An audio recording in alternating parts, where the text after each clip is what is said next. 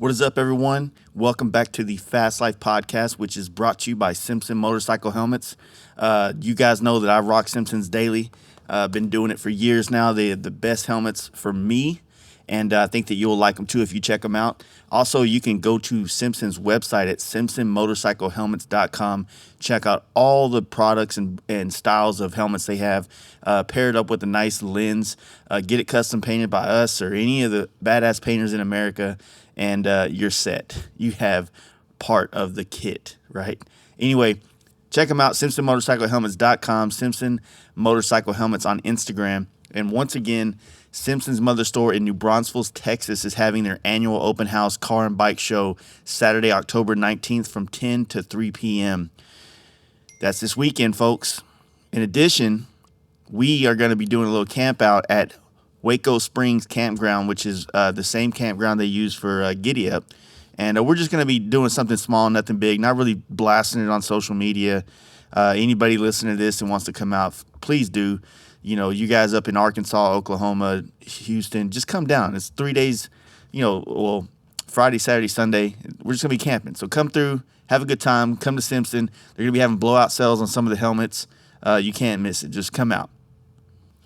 Lex and Moto dropped some new products at this year's AIM Expo, like the FT4 Pro, the wireless X-Grip Charge, tank bag wireless charging system, and the GTA intercom system. I have these products on the way, and I'm going to be testing them out and letting you guys know what I think. The FT4 Pro is to be the first in the industry to have a patented utility light with SOS function. The GTA will be absolute cutting edge with all the latest and greatest, including audio paralleling and mesh technology.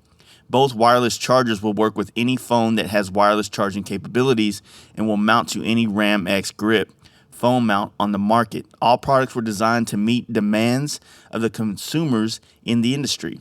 Lexan will continue to build products the rider wants and needs, and all backed with amazing warranties and customer service. Check out more info on all these products at lexanmotorcycle.com and use FastLife at checkout for 15% off, and give the team a follow at Lexan Moto on Instagram. I've been running ThunderMax ECMs on my bike for many years. Their performance ECM is designed specifically for EFI-equipped Harley-Davidson motorcycles.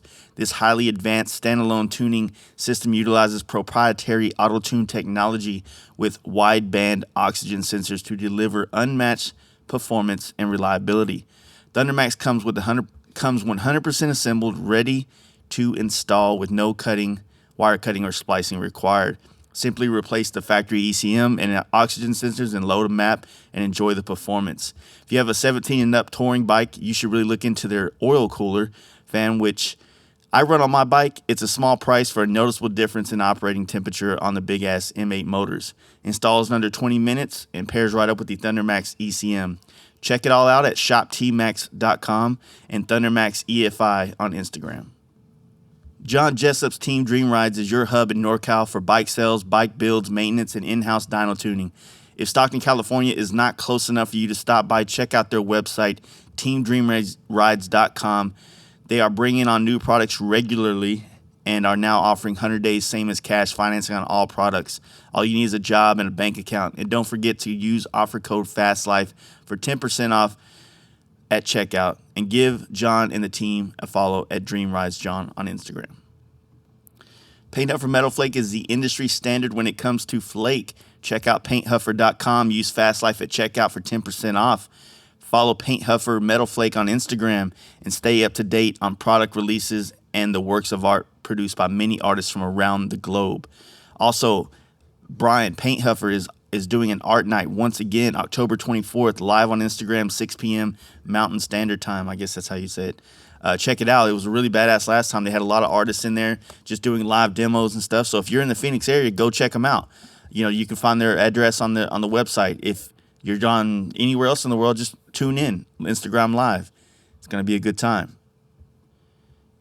Kevin and his team at Big Bear Performance have been investing their product line into parts that make your Harley perform, feel, and look amazing, along with being the industry leaders in Olin suspension sales, service, and tuning.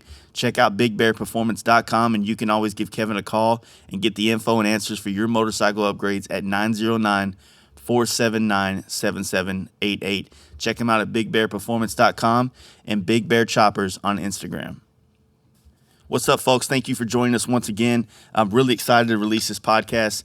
Like many podcasts, me and Tony here from RamJet sat down. We did a nice little 2-hour podcast, and then I think we talked for 4 hours after the podcast.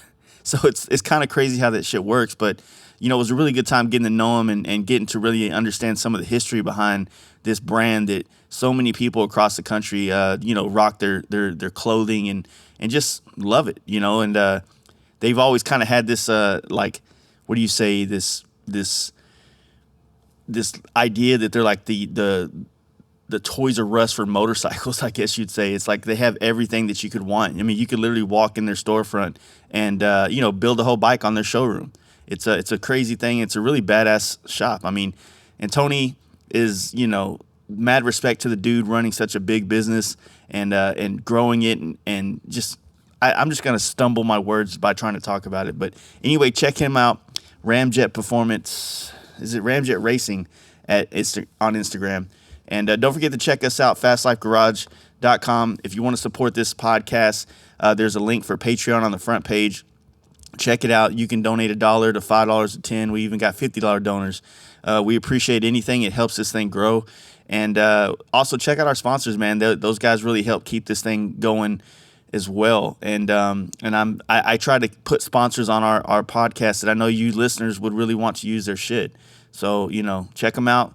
Give them a follow. Check everybody out we have on. So anyway, I'm going to shut up. Here we go. Tony, RamJet Racing. Hey, guys. You ready to let the dogs out? Fast Life Podcast. Fucking RamJet. It's been a while. Thank you for having me, man.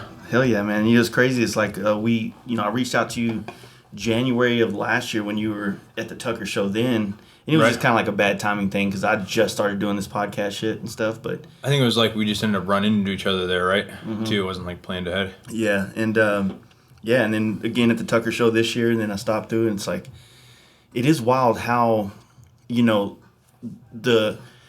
RamJet name, once this performance thing kind of got big in this industry, it really swept across the country. Not saying it wasn't around before that, but it just kind of like hit us in Texas and different parts of the country and shit. You know what I'm saying? So, man, I guess the best way to do is like to go back and find out when your dad, didn't he start this? I mean, what was that world? What was that?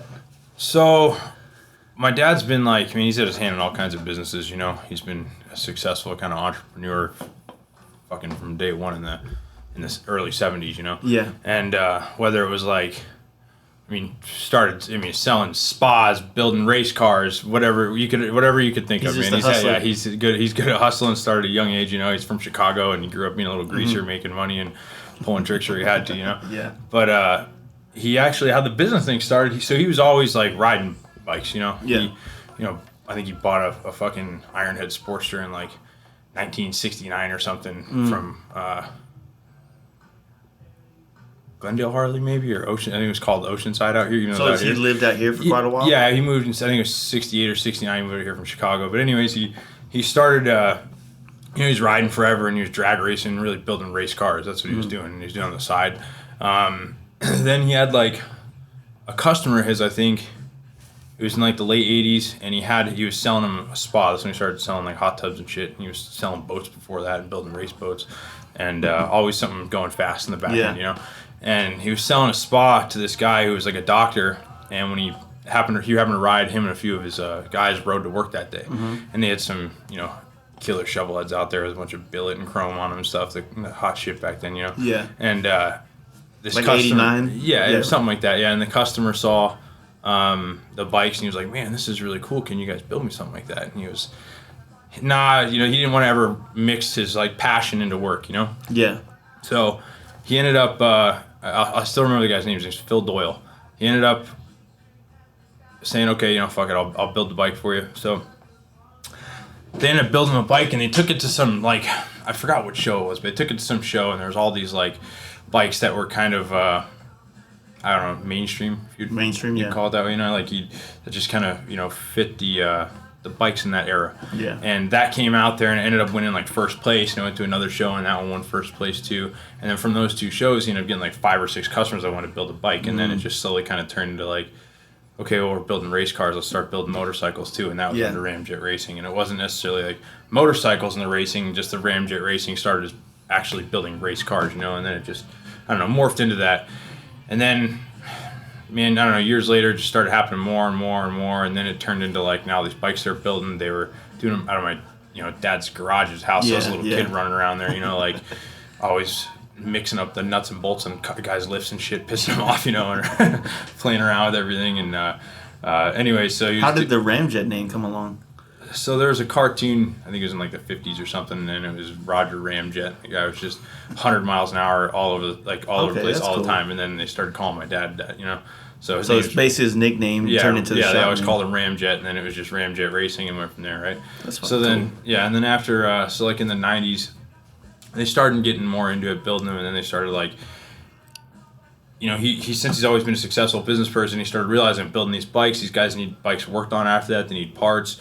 So then it turned into having like a small parts stock, and like, I mean, out of his house, dude, we were like, he was cranking business out. We had a parts showroom that had like one of the biggest parts like areas or showrooms and stock in the state out of his garage in his house. It was a pretty good sized garage in the back, but you know, he does it all up like it's perfect. It's got to be like, you know, everything's super clean, organized, like exactly that way. So even though it was in the back of his house, it like looked super like fucking professional. Yeah. And went in there and I was building bikes, doing that. People were buying parts a lot, and it just kept getting bigger and bigger.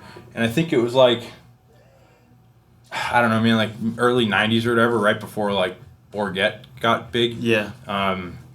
Bourget didn't have a shop. Bourget Bike Works didn't exist yet, but him and my dad were friends.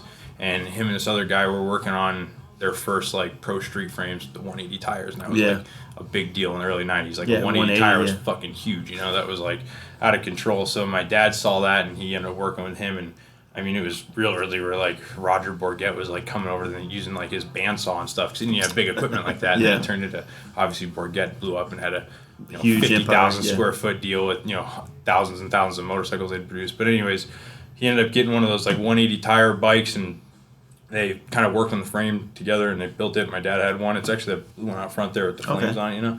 And then that hit and a bunch of people were buying those, so he was building those a lot. And then, it just kind of fucking took off from there, you know.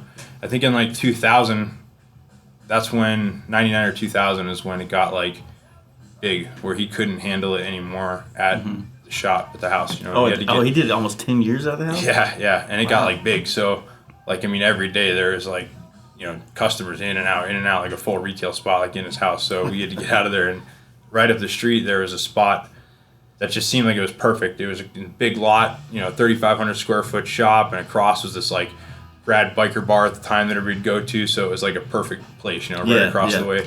And it was close to the house. So he picked up that, and at that time we had, it was 3,500 square feet. There was like a little parts room that maybe was like, I don't know, 800 square feet was like our parts showroom. Showroom, okay. And we had like a stock room in the back and a parts counter up front, and it was pretty cool because then, you know, it was all about building bikes. It wasn't like now where you're kind of like, you people build a lot of bikes, but you know, people aren't making frames or doing frame up stuff. They're taking a Harley, totally disassembling, going back together with it. Still doing a lot of fab work, things like that, but you didn't just like start with zero and pick out every individual piece and then put one together, you know? That was like all there was then, you know, really. People didn't really take Harleys apart and go down that far with them. So,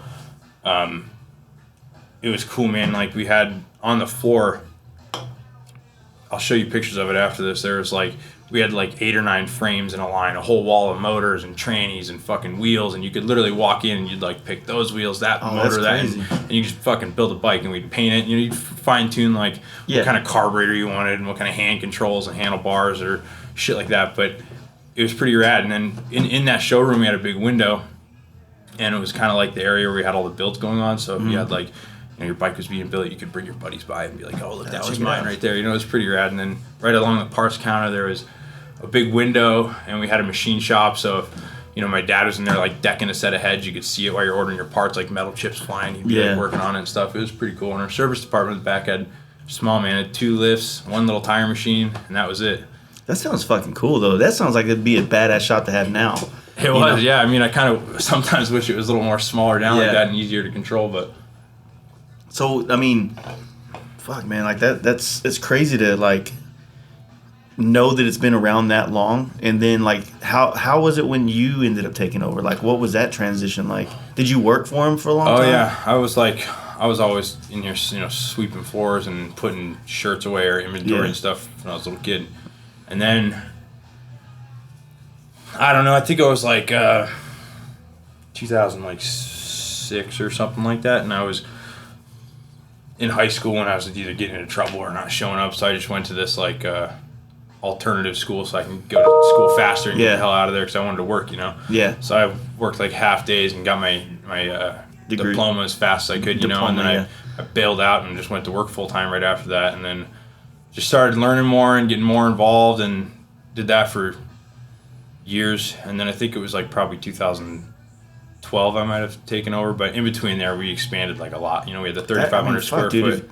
You were young then. Mm-hmm. I'm still pretty young. Yeah, you're still pretty young, but like that early to take on such a empire, you know what I mean? It was a lot. I was pretty stressed and scared about it, but that's kind of like my style, which is one of the reasons I'm always so busy. I just take on like way too much at once, but it just keeps me going and gives me like fuel to go for it, So y'all survived. I mean, obviously you survived like the crash. I mean, of like 2008 and the kind of the economy going down, and the custom bike thing kind of being like put on the shelf for the better part. Is that where kind of like the service and the stock room kind of helped keep you guys going? Yeah, kind of. Because so what we did is after we had that 3,500 square foot spot, we got busier and then we needed to get like a more area for service. So then we bought like the suite, or we leased the suite next to us, and that was like, I don't know, 1,800 square feet. And then we'd like expand that one, and then we realized that, we're starting to do a lot more fabricating work or like machine work or this or that. So then we'd get another suite, and then we'd buy more equipment for that, and then we'd have more in and out quick services like oil and tire changes. So we got another fucking suite for that, and it was just like, in the end, we had to have like controlling like 7 of these damn suites in this place, and it was like, overall it was like 10,000 square feet, but it was a nightmare, inefficient as hell, and so we were bouncing back and forth, and we had a room, it seemed like, for every damn thing, and so we kind of got bigger like that, and the bike like frame up type build thing in a large scale kind of slowed down big time. I think that's probably right around the crash time, because before it was easy. A guy would walk in and you had pretty much your stuff systematized, and you'd have like stages things would go through, and you could crank out a whole bike in like no time. Yeah, because it was like you're doing the same thing over and over. And then keep in mind, since the industry was that way, there was more people and more resources doing it. So you had, more painters, you had more chromers in the valley, more wheels on everything. Stock, it was no big deal. For example, PM, they don't even carry wheels in stock anymore. You order them and they pull the program and make them. Yeah. Back then, you'd fucking open a custom chrome catalog and you order them and they'd be there tomorrow. Yeah. And then it was like that, like when we had all that stuff in stock, motors and all those things, it was, and not only that too, it made things easier because your margins were huge then, and it blew up like shit. An S&S motor then was like, for a 124, was like 10 grand. And they charge you dealer costs like the same they do now, but now they're like $6,400. Yeah. And so like the money you made on it was killer. So when a guy would walk in and he'd give you 15 or 20 grand down, you could make it pretty far with that, and in the end, you crank out a bike quick and make a decent profit. Nowadays, building a bike is good to get like recognition and attention for it, but you could ask any builder. I mean, you put blood, sweat, tears, time, effort, all this stuff into it, mistakes that happen, and it doesn't matter. It could be 50 or 100 grand, but what are you really making that over a 6 or 8 month period? If you break it down, you could just bang out tire and oil changes and make more money. Yeah, and that's kind of the smoke and mirrors with the industry. With a lot of younger people that want to get into this shit, it's kind of like I always use the analogy of like an architect. Like when I was in high school, I wanted to do the architecture, but my idea of architecture was I'm designing houses and buildings, and then you get into it and you're in the field and you're like taking, you're making shit ADA approved and things like that for cities. It's like not, and you got to follow the same code and it gets boring and it's not exciting anymore. There's no creativity in it, and that's kind of what I think happens with a lot of people in this. They think they're going to be a bike builder, and then the industry crashes. Sure. I mean, you think about it. I mean, it's got a lot of sex appeal to it. You see, like, the TV shows or this or that, or you see people doing it, and it looks like they're just doing what they want for their passion to put some money in their pocket, but they don't realize all the shit that goes with it, you know? Yeah. And it's easy to do that, but when you look at it, your resources you have to have, I mean, time, knowledge, ability, tooling, all that stuff, like, it's crazy, you know? So you put that into it, and you go and you can be a mechanic, and you can make 25 to 50 grand a year being a mechanic, but you got to have $50,000 worth of tools. Like, what other industry do you have to put that kind of money into to make an investment in, you know, like that, to make that kind of cash? Yeah, so exactly. It's more of a, I think you have to have just a passion for it instead.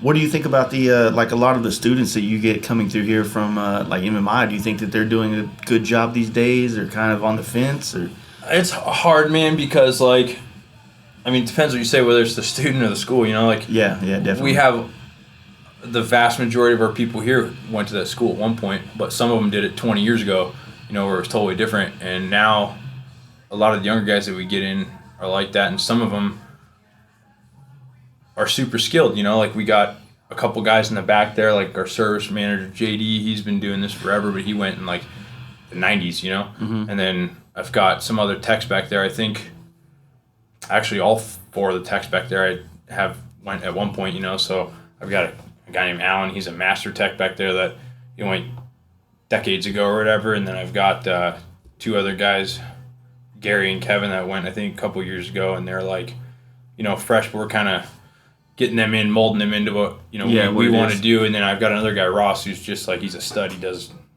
all of our builds and fabricating and all that stuff, and he went there. But the thing is, he was like super skilled before that. Yeah. You know, he was a good fabricator and mechanic, and then went there to like fine tune his ability, as opposed to. So it is like that, where it really might not be as much the school's responsibility, more like you as the user to get what you can out of it. You know what I mean? Sure. Yeah, and you know, you can use that, or we have like our parts guys. We've got you know, like just the real world experiences teach you always the best. You know, I've got Kyle's my parts manager up here, and Joe and Travis and Alex right now, and those guys, you know, they're all good up here, but a couple of them went there, and like they all will agree that coming into here, starting work, some of them were still going to school where they started here, and they learned more here in weeks than they did there in months, just from, you know, being involved in it and running into other scenarios and stuff. Because you got to think, like, you know, Harley Davidson is, I don't know, it's like they're tomorrow's prices with yesterday's technology. You know what I mean? So when Harley Davidson endorses a school, they're molding the school, or trying to mold the students to solve all of their problems and work on their bikes the way they want to do it in an efficient manner. So like they take all the bikes that they have, and if there's like consistent problems, like, I don't know, like an oil pump or whatever that's always failing and taking a shit, like, I mean, what's the M8 on like the 4th generation one, the twin cam, the same thing. You know, they can't seem to figure that out when other brands have run the same design of an oil pump for decades and not had a problem. But they do that.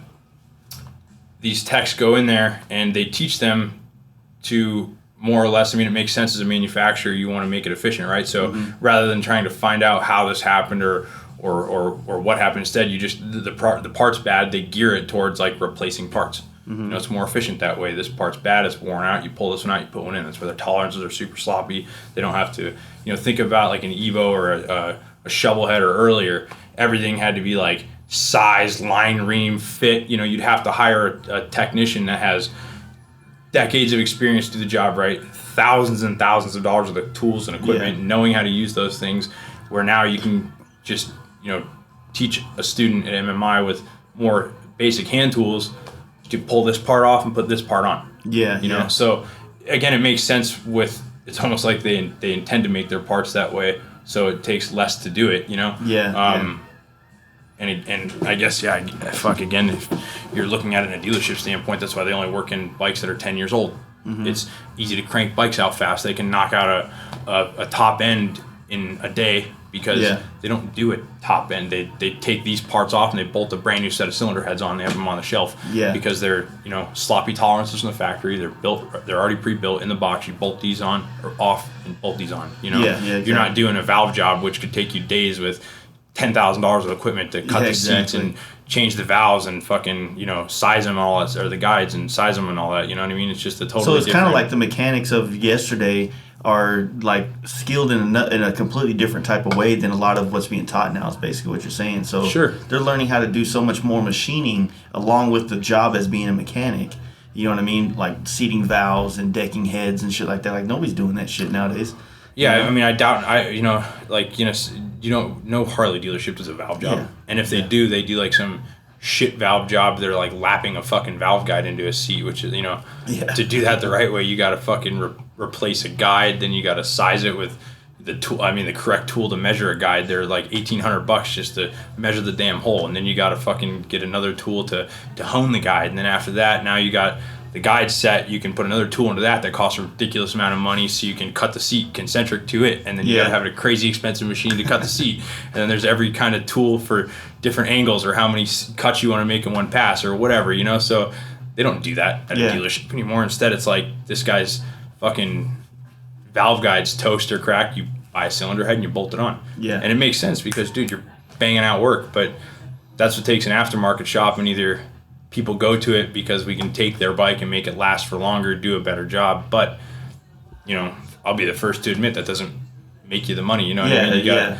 You do that, and got a guy's bike down for 2 to 4 weeks to do all that kind of work and use a third party or this machine work or order these parts, because to do it and replace it, I don't know, we've got over 10,000 items in stock back there, but we might not have that right oversized guide. So then we got to order that, 3,000ths over intake guide, and that takes a week, and then it comes in, then we got to install it and size it and do all that, and then just to get it back to the tech for him to bolt it on, it took 2 weeks. Yeah, and then the flag hours and all those type of things, it gets to be a mess. You know what I mean? So, yeah, dude, the outside perception of looking at this place and like thinking about it's really cool, like the RamJet, it's a fucking Toys R Us for the motorcyclists and shit. You know what I mean? Like it's everything. Like every time I come here, I'm like, I gotta do a pass. I'll be right back. I appreciate that. And it's just cool to see all these parts in stock, and it's kind of taking what I'm learning about your father and how he started this place. It's kind of like those business practices coming down, and I see like you're probably taking and adding your own flavor to it now and making it more yours as well and stuff. Kind of. I mean, that's like he did a fantastic job, and like what he would do is just to build. You realize people buy impulsively, right? Mm-hmm. I mean, anywhere you go, if they have some cool shit on the shelf and it's right there and you're cash in your pocket, you're buying it, right? Yep. So every time he'd have to order a guy a set of PM brakes or something. If he didn't have them, he'd order 2 of them. So put that extra one in stock, and then he'd start building inventory with it. Yeah. By doing that, it kind of grew attention to come to here and know that we always had all this stuff in stock to look at, because if you go to, there could be a fantastic shop, and there's a lot of them around here. I mean, even within a fucking 5-mile radius, we've got like 10 or 15 shops that technically are direct competitors. They do the same type of work, maybe not to the same extent. Some might do some other things that we don't do, better or worse, either way, you know what I mean? But ideally they'll go into these other shops, and it's like, if you want to go to, I don't know, like, Ted's Cycle Shack or whatever, you walk in there and you want your bike to be faster, so you have that intent to walk in there and spend money to make your bike faster. You don't know what it is, and you're going to rely on the relationship you built with that place for them to sell you on what it's going to take to do that with your budget, like whether it's this performance package or doing this whatever. But people come here because for the same reason, we've been around for a long time, they trust us, but we also provide them the opportunity to like touch things and see things, we get every day people just cruising just to look around, because a place like that might have a counter with a couple parts on the wall. They do fantastic work, but it's in the back. But again, they went there with intent to buy, Instead, people will come here and they might have that, or they just want to walk around, On the weekends, we get big groups of people that roll in just to like cruise and touch stuff and play with the displays and all this. It's like you kind of need that bar across the street again just to kind of do it. What was the like when you first came in? Like you were doing the sweeping thing. So did you kind of get deep into the mechanic side as well, or were you trying to be more of understanding the business running and operations? And you still had to have. I wish I did start that way, honestly, because like it would have been better to like, I don't know, get more experience with that. I didn't go to business school. I didn't do any of that. You know what I mean? I just jumped out of high school as fast as I could trying to work. That's what I learned from my dad. You got to work if you want to make shit happen. So I just started putting in, 40, 50 hours a week when I was a teenager at a minimum, and then sometimes more than that.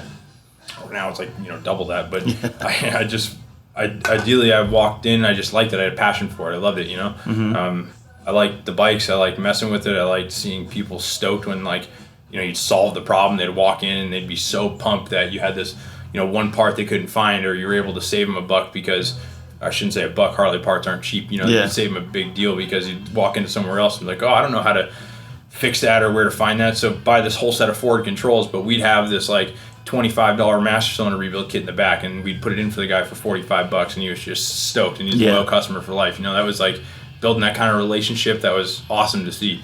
So I liked that part of it, and I just started messing with parts, and I didn't go to MMI or anything like that. So my mechanical experience or background or knowledge is just built off of like trying it and doing it and figuring it out, or and being around it all the time too. Yeah, and having a great group of people around me that I could just kind of leech onto and listen and watch and observe.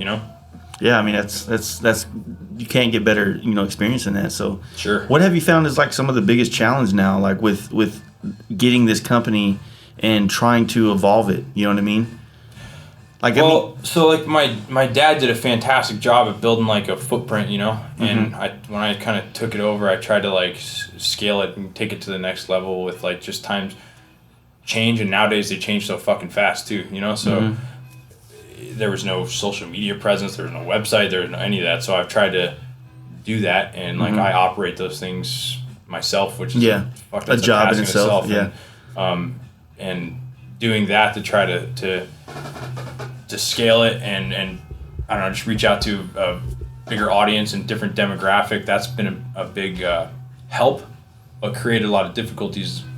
Like you were asking, just for one, just time to do it, learning how to do it. I didn't know how to do a website, and I had my good friend Chris Jones help me do like some of like the design work to it, but like I put all the products on there, and like I don't know how to do that kind of shit, and I had to figure it out. Yeah. So like that's been a big task, and then also just operating and managing a business, like that's super difficult. And then we scaled it to where we're turning into like it's a majorly small business compared to any type of corporation like that, but I would consider it a decent sized business. And for me I didn't know how to do any of that, so it's been very difficult learning, and I don't know, just figuring out how to do those things when mistakes happen, and realizing there was something I could have prevented or not. It's crazy to think that, like, this place is already huge. You know what I mean? For a motorcycle business, this is a big fucking business. You know what I mean? And you look at it, and you're seeing that you have the opportunity to scale bigger.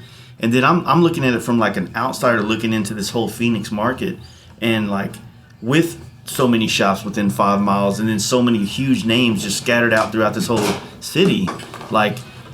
It's almost like, how the fuck is there that much work here? You know what I mean? It's crazy. Yeah, it is. I mean, there's like, we got probably 50 bikes back there right now that I'm behind on. I can't get caught up with, or slammed. And I'm very fortunate for that. And there's a lot of other shops around here that are either busy or aren't busy, but it's like, it's right around the corner, And like you said, there's a lot of work.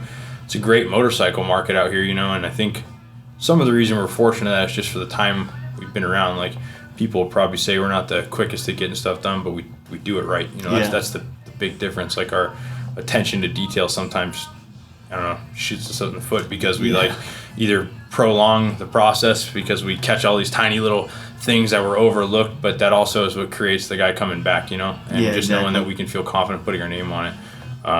And then also too, because of the wide range of stuff we work on, is like, that's one of the reasons why we're so busy and backed up. It's like, on a lift back there, I'll have like a panhead next to a big dog, next to like an M8 with an inverted front end, next to a twin cam FXR, next to some like shitbox iron head, And so we have to have a technician that's capable of navigating his way through all of that, or some that are better at others, but then part availability for that.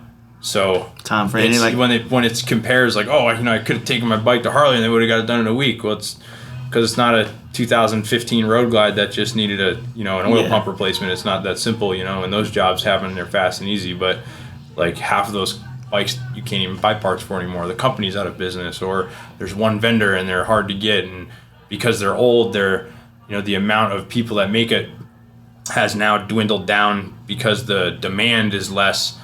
The quality has gone through. So like you have a part that is like now more expensive for a lesser quality that's harder to find.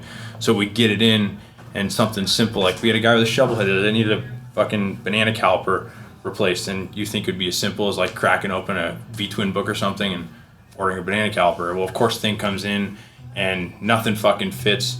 The pin that goes through it for it to slide back and forth on doesn't fit, so then we got to hone it out. Well, we don't have the right size hone for that, but we want to make it right rather than just slamming it on there. So I order a new tool for our hone so we can hone the bushing out on it, you know what I mean? Yeah. And like something that we could have charged the guy an hour for, we got hundreds of dollars already wrapped into and all this time, but we got it out here right, and the guy was happy on it. He didn't even know you how gotta that hope stuff. that you get another banana caliper to come in. Yeah, but hey, we got more tools now, So that's how that kind of works. That's got to be crazy, man. Like that. Like when I walked in and you told me about you've always been known as the guy that has all these parts, and so the dealerships know that and they send these people. But then, these parts are getting more scarce, especially with these older bikes, and especially with the popularity of these older bikes still being around, like panheads and shovels and iron heads and shit like that. It's still it's having the part, and if you don't, then the time you're talking about, it's like I see the burden of it now. You know what I mean? It's cool as fuck, but that it comes with a price, basically. You know what I mean? Pretty much, yeah. It's definitely nice to have it, and you create that loyal customer base when like you saved the day, if you will, if you had it. But you also then create that expectation. So then, like I told you earlier out there, a guy will come in and we don't have like this fucking 1,000ths over roller bearing for a fucking Ironhead transmission main drive gear or some shit. And because we don't have it, we like screwed him over. He's upset. You know what I mean? You're supposed to have because it all. last 3 times he came in, we had it. And Yeah. Who else would carry that? Yeah, Harley's not gonna be able to look it up for you, right? So I mean, I don't know, but it's I'm very lucky and fortunate that we were able to, get to the size that we have. We still have all of our issues and troubles trying to scale and grow a business, but we're very lucky. You have a very diverse product line on the floor, from like Epic Moto to local shops to people all over the place. Like building those relationships is something I assume that you end up taking pride in and doing stuff and creating those kind of things. Like what's that path? I mean, for you. I think that's one of the things where when I came in that I was able to like make the business bigger and more well known, and it was building relationships. My dad was good at it, but also keep in mind, like when he started this, they didn't have social media. Like he didn't have a fucking email until like 8 years ago or whatever. I mean, he clearly used what was the best form of social media for the time with the shows and the bar across the street. Those absolutely. I mean, going and shaking hands and meeting people is by far the best type of networking. But because of having all the tools and the resources with internet, social media, all those things, you can be made aware of those things at different locations or places far away that you might not have heard of, you know what I mean? Yeah. And then you can go frequent those. For example, going to the Tucker show and we run into each other and, hey, let's do a podcast. It's a year and a half in the making. That's how this shit happens, and meeting all these people and the reasons, like you mentioned, Chris at Epic Moto, that guy's awesome, makes super killer shit. The reason that display is on my counter is because we were at the Tucker show talking, shaking hands. We know the same people. People say, this guy's a good guy. People say, I'm a good guy. We go, boom, okay, let's get together and let's throw something on my counter so people can touch it and play with it and drive business to you. And it helps both of us out. The customer wins because he found a badass part he wasn't aware of. When you have something on the counter like that and those displays, like, it's a silent salesman. You need that stuff because we have so much, such a diverse, like, product line or lines that a guy can't just like isn't gonna walk in here and like ask for everything. He doesn't even know it exists sometimes, so he has to see that. Like until this like performance bagger thing kind of took off, like who even knew that you could put mid controls on a bagger like a couple years ago unless you fabricated it, right? So without having that on the counter, or if it's like an older guy or doesn't fuck around with Instagram or anything like that, like how would he know that? He comes in and he's like, what are these? And you say, oh, they're mid controls for a bagger. He's like, really? Are you kidding? They make those now? Yeah. Do they fit my 07 Street Glide? For you bet, buddy. Right here, and then we solve the problem for him. Chris gets a sale, we get a sale, everybody's happy. It produces, like marketing for his brand. It works out. So that stuff's important, and it's all built off of relationships. I mean, you can do like buy-ins. Like a drag or somebody will be like, you spend $5,000, you get a display of this. But the best ones come from networking and knowing people, and they want to help support your brand, and you want to help support their brand. In the end, you're giving the customer what they want. Yeah, the other weird thing that feels like it's going on in this industry is with the this new way of marketing and with like the brand ambassadors and influencers and shit. And it's like when you start looking at some of the kids that are getting some of the love from like Trask and things like that, and then you look at like a shop like yourself who's been a brand ambassador, like that's what a shop is. It's a brand ambassador. Right. You know what I mean? And then you're like, I didn't really think about it like that. Yeah, you're right. I mean, who else has more knowledge on the products that you're putting on the bikes, and who else is doing that kind of role? I mean, think about it. Like, I hate to like put my own foot in my mouth because I get those kind of love from places, but how can even me, who I don't really work on bikes for customers, be a better thing for a company? Like, how could I be a better thing for Chris than you when you literally are showing, like, your job having that on your counter is showing people that look at it like, oh, you like that? Let me tell you about them. Like, sure. I'm not doing that. Like, some dude's like, hey man, every gas station, what are those? Is that nitrous on the back of your bike? Right. You know what I mean? Like, with the reservoirs. Yeah. So it's like, I'm not, you know what I mean? Like, it's a different thing. And I've always talked about this to where I feel like some of these product brands and things should find a way to maybe work with the shops that do more brand ambassading for them. You know what I mean? Like, right. Like your shop, obviously, because this place has so much stuff in stock, has a great reputation. Maybe you would get more love or more attention from that brand than maybe some dude that never really fucks with it, but he's a Tucker dealer. You know, they do. We have a lot of like amazing brands that really support us. I mean, I'm not going to just like to name a few, and it's only because we're looking out into the showroom right now. I don't want to leave anybody out, but like, you know, Rockford Fosgate, I had a rolling rack in here, and they just decked it all out to private label with all their stuff and sent me a bunch of shit to put on it and built a working audio display for people to test and play with, and that's driven a bunch of sales for them. Yeah. Biltwell did it with a whole rack of helmets for people to try on every size, because we all know, like, you want to buy a helmet and you don't know what size it is, so they gave me one of every size and the 3 most common helmets, so you could walk in and you pick that helmet, that visor, and this color, and we have it next day for you, and then we don't have to stock 20 grand worth of helmets or whatever. Exactly. You know, Chris at FXR Division hooked us up with a bunch of bars to go out there. Brian from Clockworks, we got a whole display of their windshields, you know, just all these good brands that do support us, and all that happened from relationships, you know. So in a case, like, you probably get the kind of love, but you've created the Instagram of the thing, right? The place that everybody can go to and see all these products, and it becomes like a mall, you know what I mean? Like, hey, I'm gonna go check out all these things, right. and you know what I mean? So it makes more sense for people to work with you and, you know, show you some love or whatever the case may be. None of us are in this business to do free shit or give away shit for free. Mm-hmm. You know, we all work with each other when things work out to each other's favor and stuff, but it's just kind of a culture that's been getting bred of, like, a lot of people trying to get on that wavelength instead of, you know. I think it's a big industry, but it's actually pretty small. Super small. You know, like, we look at it as big, but like, if you really think about it, like, I forgot what podcast you had that I was listening to, and you compared it to like some other company, and it's like, I think you're talking about some broad with eyebrow makeup or whatever. She's got like 1 million followers, but then you got a guy like, I don't know, like Trask that did a bitchin' display in here that makes like some of the best parts you can get. You know, everything he does is super, super killer, and he's probably got 30,000 or something like that. You know, and but the thing is, good people in this industry seem to support each other.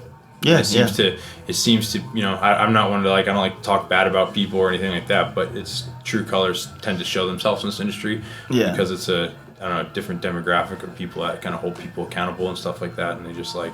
I think it's getting to that better. I mean, there was, during some of the big wheel stuff, especially out here, there was a lot of cutthroat shit going on, you know, and I knew about it in fucking Texas, you know, but that was in one facet of the industry. So as the industry of a whole, I mean, I've never heard of anybody having a beef with Clockworks with Brian. Right, just, you know what I mean? I have a customer that came in here the other day, and these guys that were on a trip, and they were fucking on the side of the road because their bike broke down, and I think Brian was on his way to or on his way back from like some dealer trade show. Oh, the flat tire guy? Yeah, dude. Like, those guys are awesome, and he pulled over to help him. Didn't he have a flat tire too? Yeah, it was a flat. That's why his nickname. That's why he's flat threw tire. those guys flat tire. And, but John was like pulled over, and then he doesn't realize it, kind of starstruck that Brian Clock pulled over to help him do, like, that guy's not busy and doesn't have a ton of shit going on in his life right now, but he helped over just to do him a solid, and that guy's a lifelong customer to Clockworks, as he should be. And he was working the booth at Sturgis. Yeah, that's helping him out. rad.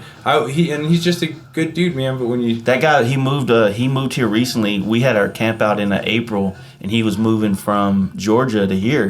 And he stopped in one night, and I was fucking drunk talking to somebody, so he never came up to talk. Right. But everybody's like, man, there's a guy. Him and his wife are moving to Cali or to Arizona right now. They just stopped through. They were gone before the morning was over.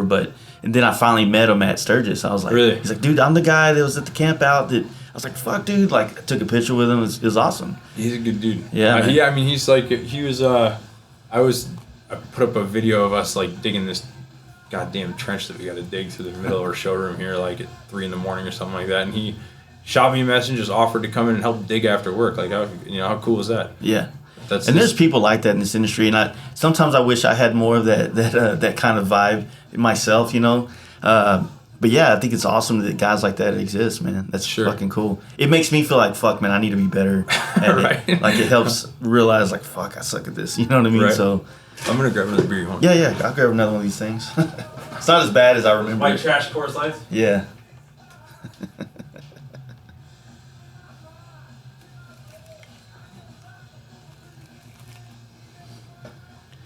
Coors Light me, bro.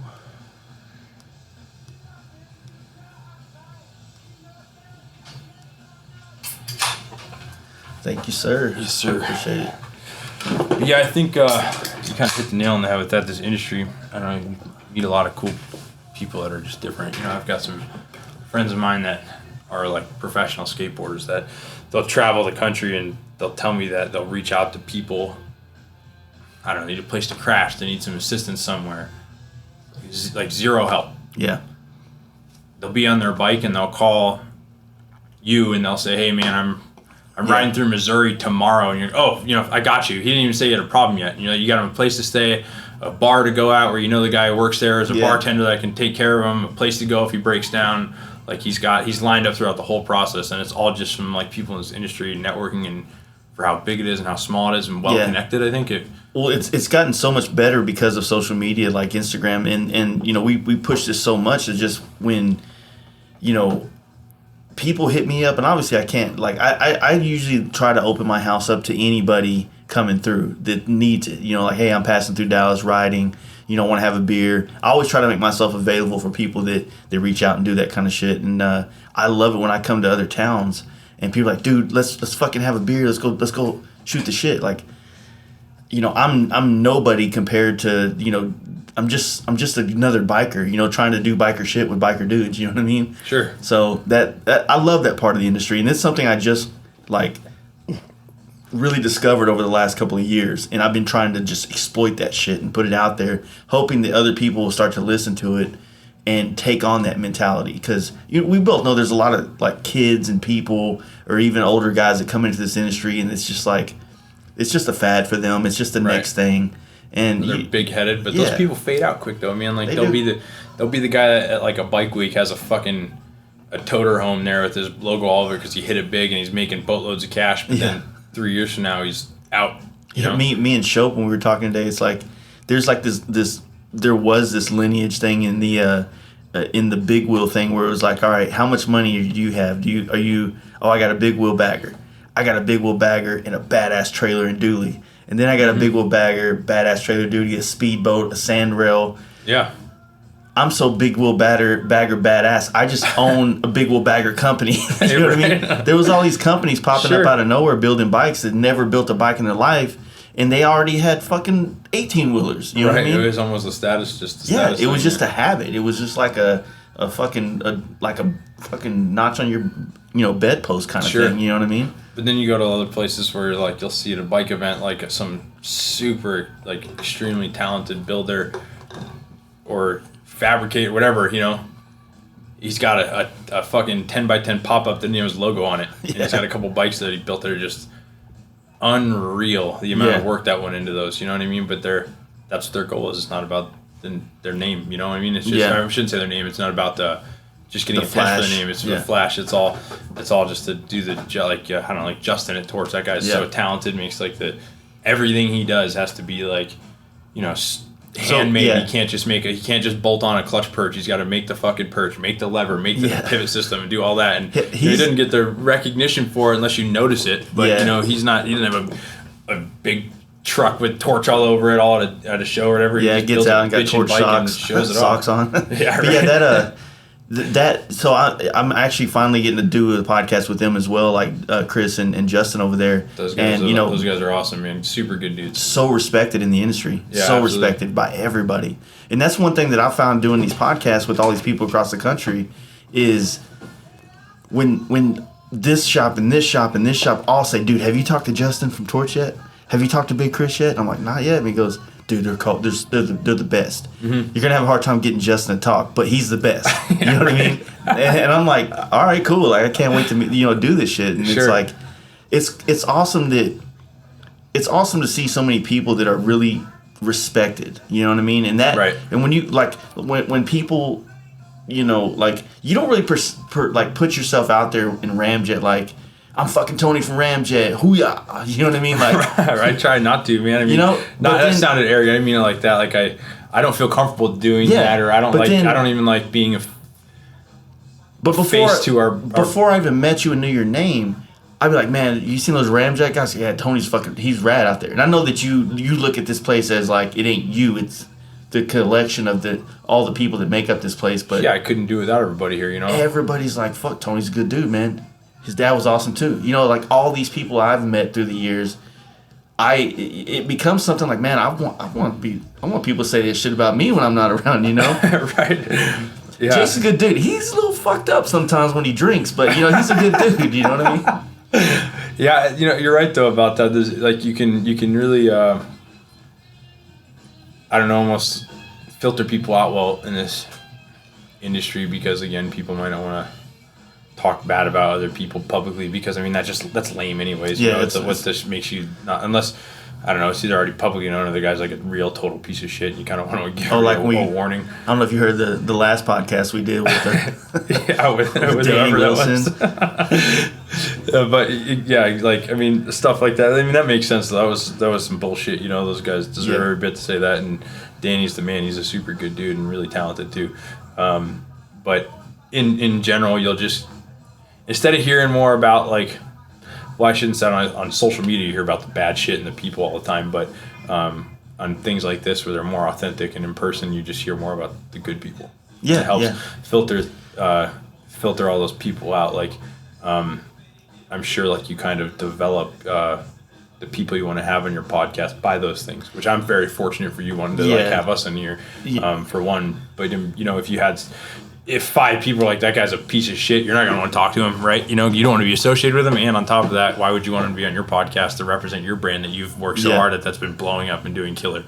Thank you. It's it's really strange, like trying to figure out everybody has like, there's some old man in their town that's got a great story. And I've always, I kind of want those, but then, I can't go to Alabama to do one podcast with a dude in the garage that, right.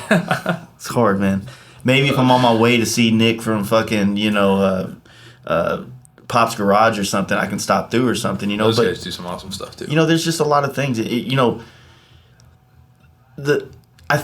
don't know 100% of the demographic as far as like what the occupations are of the people who listen to this podcast. I just know kind of a roundabout of how many downloads per episode and where the cities and shit like that.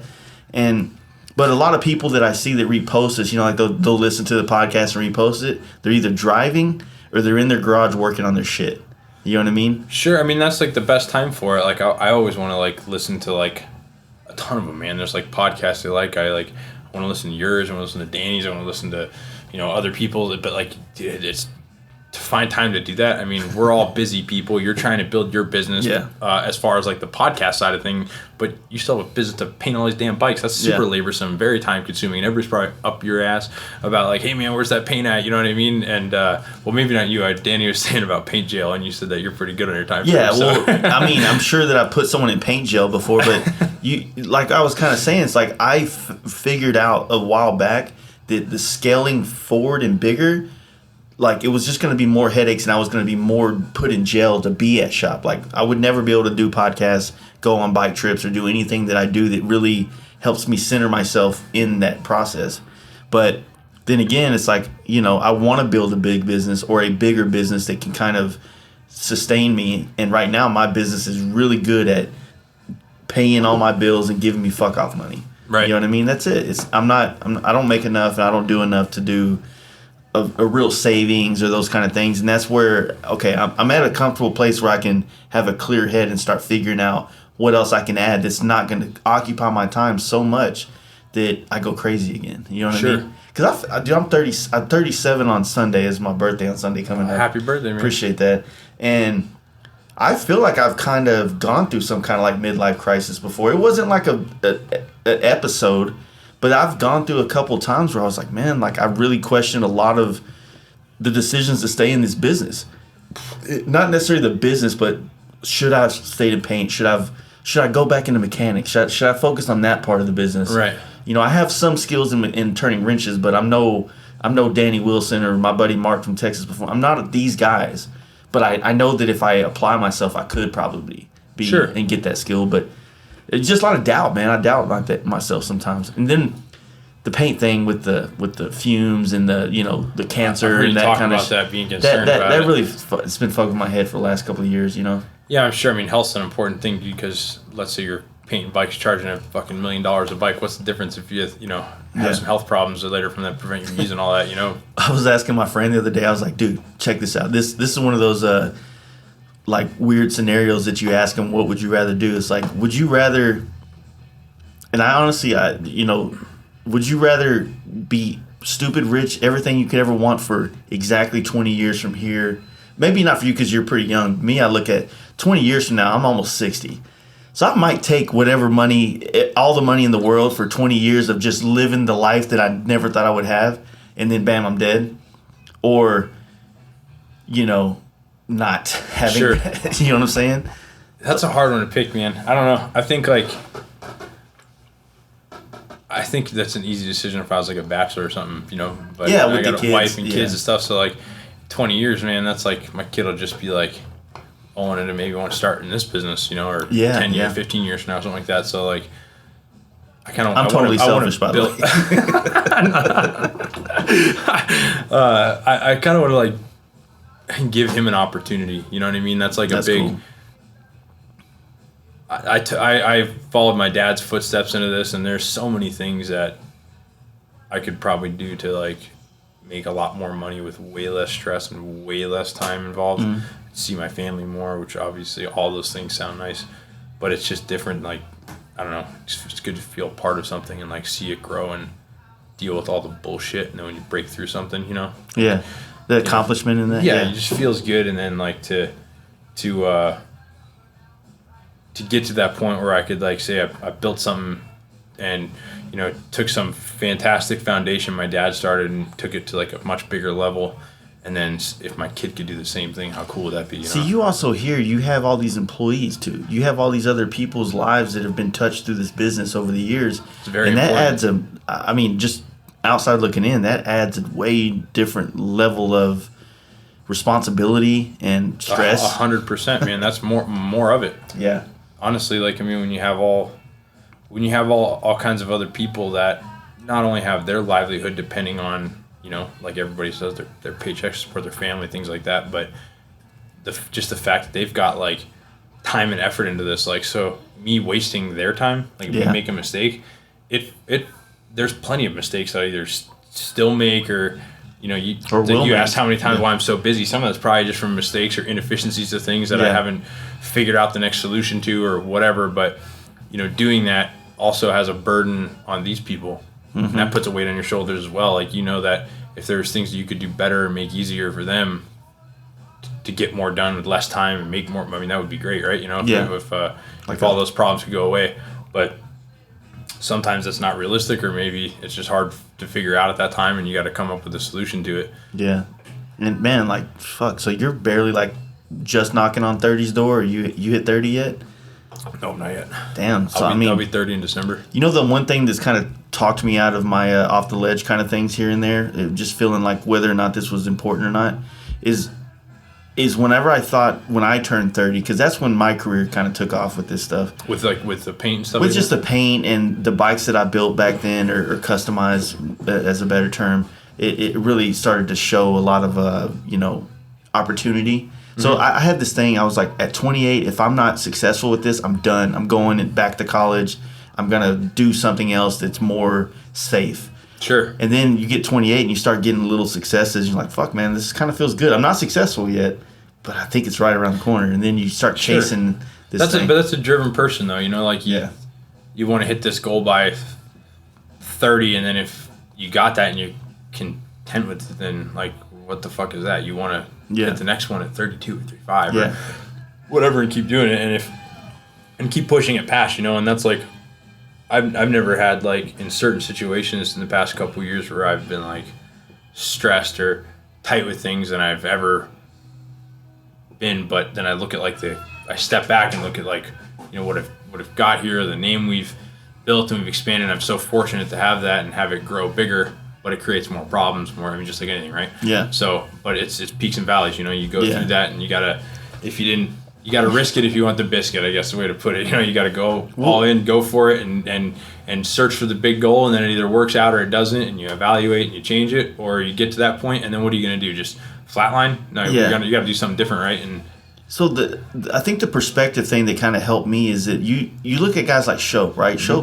Shope's in great shape for his age, but he's an old motherfucker, you know what I mean? Right.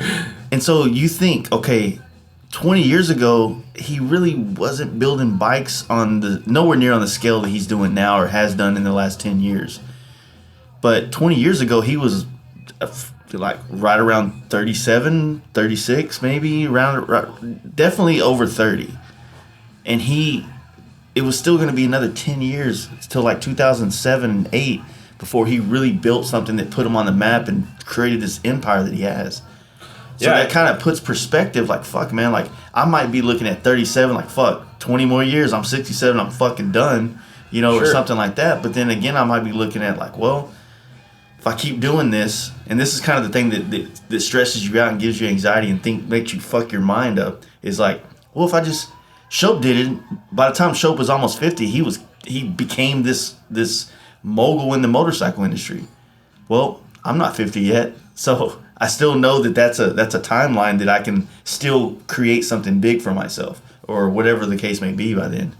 But you know, it's kind of one of those things. Like, you look at Ness, like Ness did all this shit over the years, but but he didn't. I mean, look at him. I mean, if you really, the processes work so much slower then.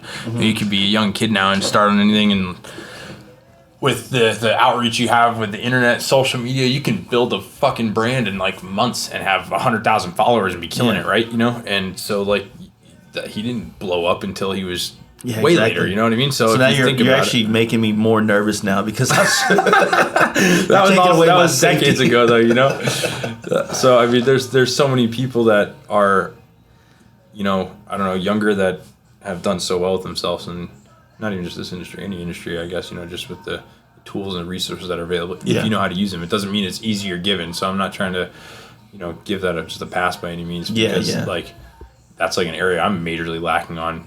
Social media presence, this stuff, like I'm trying to figure it all out and manage it, and it's super difficult to do that, and you want to be, I don't know, timely with it. So like I always put a ton of effort into like simple things, like when a guy reaches out and asks us a technical question, I go so far into depth, and I spend plenty of time with them walking them through the entire process. Even if they're not buying the part from me, I've created like RamJet Mobile pretty much, you know, and I'm constantly getting tech questions and this and that. I just help them through, because, you know, fuck, we've all been there in need when you need something like that. And if you can help somebody, why not? And it's not doing it for a reason to get the guy to buy something from me. You know, I run a business and we sell parts and we fix things too. But when a guy's like, out of state, what am I going to respond to him and say, well, like, bring your bike into service or fucking call this or we didn't know help the guy out, and then in turn it creates a loyalty, and that's like how we've expanded our brand. I mean, we have a shitload of customers that buy from us all over the country. I mean, we had a guy like last week that rode his bike out from California to do a bunch of oil and suspension on his bike. Never even met the guy. But he called us, ordered it, and I was wondering why he didn't just come in, and I saw his number was out of state, and I asked him and said heard good things about us, rode down here after that. We did the install that day, and then he rode back. Little things like that, or if guys that we build motors for out of state that never even been into our shop. And that starts from, like we talked about earlier, networking, talking to people, putting the work into. There's been this like stigma where you saw like the meme that's been going around Instagram, like quit buying parts from Amazon or there won't be a shop to put them on later. Sure. And that's been a thing, right? But it's kind of like something that it's not going to change, right? So what I thought was cool was seeing guys like you and seeing and like John Jessup start creating more of an online store that allows people to buy from real shops, right? Instead of like the RevZilla where there's it's probably some dude in his fucking garage, Yeah, we you're right, because we like you go that and you go a guy in the garage buys it off of RevZilla. And he fucking, I don't know, he orders like whatever, buys an S&S carburetor off there, right? Mm-hmm. Gets the carb in and he goes to put it on and he asks, like, what do I do from here? The fucking like dork behind the desk is going to tell you how to tune that fucking carburetor. He gets some Mikuni for his FXR but didn't get the adapter plates. Yeah, exactly. He's like, why won't it fit? Well, it says here you need this number. It says it's for my bike. I don't, exactly. And then, like, so instead, you have to have a place you can call and talk to real people. And that's why, like, I mean, look at like Chris with FXR Division and how much of a following he has with FXR parts. Yeah. Like they'll reach out to him to buy it, or we'll have people call us, or you said John, like people like that, because they know it's a shop that started as a shop, that has a loyal customer base, been doing this for a long time, probably knows what they're doing, has the shit. You can talk to a real person, and then they develop an online store. So instead of the other way around, where a guy could just be doing some bullshit drop ship website, doesn't deal with motorcycle parts, and just got into the industry and met some people or something, or he's one of those influencer people that's like some wheelie kid that gets some connections and now he wants to start a drop ship store, and the guy doesn't have any of it in stock. He has no experience on what to do with it. He has no resources to help you when in need. It sounds nice when you just ship the stuff, but what happens when something goes wrong? Yeah. Or like if you have that, an S&S carburetor or whatever, like I mentioned, if you buy it off of one of those websites, what happens when like you get it and 6 months later you have to, I don't know, rebuild it, or one of the, you go to change a jet on it and you strip out the emulsion tube. What are you going to do? Where do you buy that? Well, guess what? We don't have it on our website, but if you call us, I got every single part here in stock to build an S&S carbon pieces, so I can ship it to you and send $10 instead of like RevZilla would be like, well, sorry, sir, we have another one for $499.99. Go ahead and buy this, and that's it, So I think it, like you said, it helps a lot if you can. So that's kind of like the transition in our industry that's taking place, where like you have to create this online presence, and if I think it's just because our buying habits have turned into like fuck man, let me see what this costs. Oh man, all right, well I don't really have time to go by the shop. Let me see. Just fast and easy, dude. Like, I mean, we get a lot of sales that are in Arizona. Like, it's a customer. I'll see the name and it pops up on our like Shopify app because the app goes to my phone. I probably shouldn't say that. I'll get blasted. But it'll go and I'll look at it, and it's like a guy that was in here 3 days ago, and he comes in all the time, but he's probably at home taking a dump, and it's easier just to order the T-shirt there than drive from Glendale to come over and pick it up, and it just makes it for $6. Why even make the trip? And he's already someone that comes here all the time, but he just. Well, it's kind of like, so have you started to put a lot of products on your website other than just the apparel? Have you started to? I've got like, I don't know, maybe like sometimes 200 items on there, but fuck, even that's hard. Like, it might be hard because of like availability on some shit. Like, I love Lindahl to death, but with the getting wheels sometimes can take a couple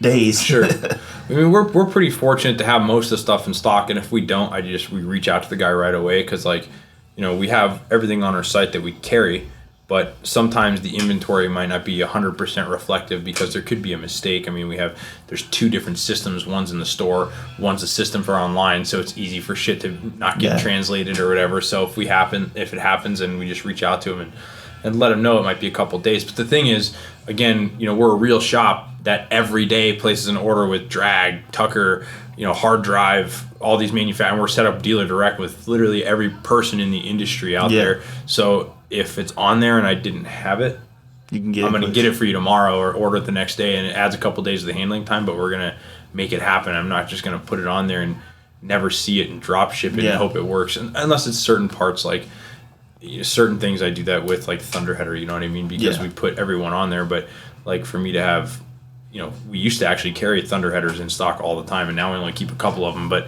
we used to have one of every color for your most common ones. But I don't carry bagger ones in stock anymore because they make you buy the heat shields too. So you've got a $1,100 pipe in both colors for 4 different year applications. You've got 5-10 grand worth of Thunderheaders in that one part. But I mean, it's you just try to stay on top of it and fill it as best you can. And I think that adding that stuff on there, like you said, helped a lot. We have a lot of those customers that are out of state and they would like to buy from us, but if we don't provide them the resources to and make it more difficult, why would they, right? So. Well, that's the thing. It's like you think about like your concentrated areas across the country where you have decent shops or very respected shops like this and Jessup and things like that.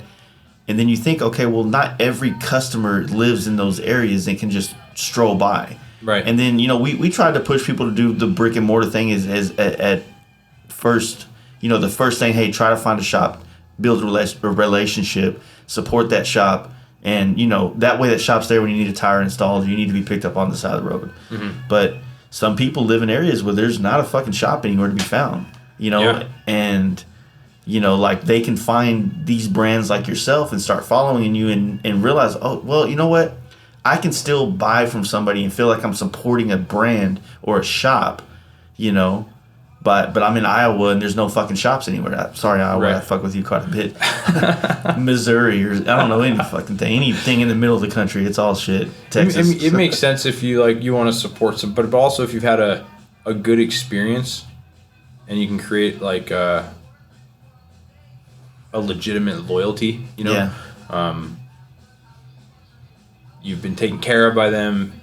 You happy to support the brand. We're fortunate to have a ton of people that will like go out of their way to call us to get a part that they could have taken half the amount of steps to just get it directly or get it from this website instead of mine or I don't have it on my website. So they call me and then we have to like take their card over the phone and do it that way. And sometimes you have to like step back and appreciate that like a big time. Like how much easier it would have been to just like start typing in like half the name of that part onto your phone and it'd populate right to a fucking Google shopping page and you could buy it right there. But instead they had to like, call us, use the phone. Yeah, I mean just like all these extra steps which sounds ridiculous that it's only an extra like minute worth of work, but that's our society nowadays. It's all like quick impulse right now. So what's sad is like we're talking about this and we're appreciative of that, but I've been guilty of certain things where it's like I'm so spoiled with instantaneous shit on my phone that whenever I the instant like, gratification. Why the fuck has anybody got this thing on a quick kind of thing? You know what I mean? Like it's just it's sad.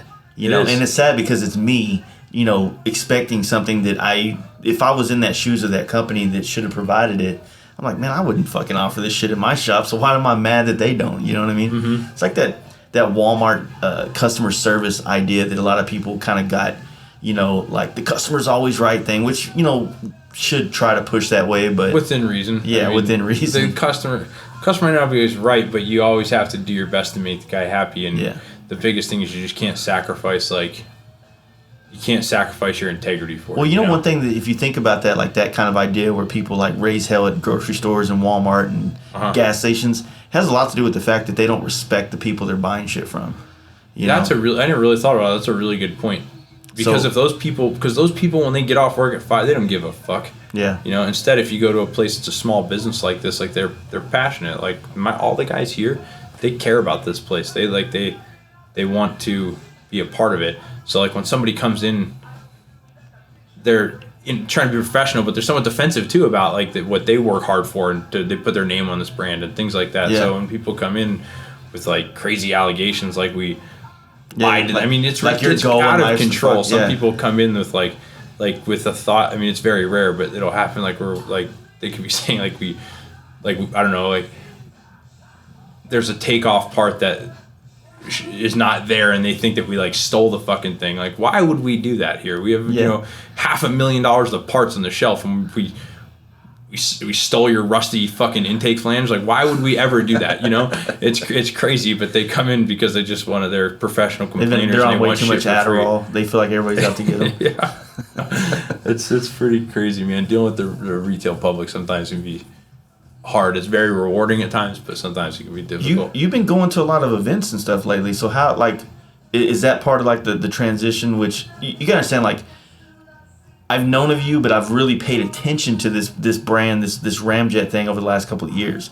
So I really didn't know how much you did before that. You know what I mean? So I don't know if you were real active in going to events and Born Frees and Sturgises and these kind of things, but is that something you do now, or what do you? Yeah, I mean, we all locally. I go to a ton of them, you know, especially ones that like I don't go to some that are like, you know, a couple hour bike nights because it's so difficult to like, you know, go for a couple hours. Also, too, sometimes, you know, until now that we have a website, and even with that having a website now, it's hard to represent what we do when we, as we talked before, work on a very large scope of types of vehicles or carry so much shit, where if it was more niche, like, you know, if I just made risers, I could just bring my risers out there and I say these are the best risers and blah blah blah blah. But when I have like, I don't make risers, I just carry the best risers from 25 different people, and if I don't have the one of the other 25 that you want, I'm a dealer with them and I'll order it and have it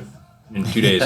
So it's hard to like represent that at an event, you know. So when we go, we try to like, I don't know, bring our apparel out for our branding and bring a bike or two, and we have to generate a conversation to let people know what we do. And if we don't like bring them in to capture that, if they haven't heard about us, then we can't like, you know, accurately show that. So we have to get them in, talk about it, like, oh really, and then give them a business card and they call. And you know, I'm trying to do that more now, especially out of state, because of the e-commerce side of thing that we're trying to build.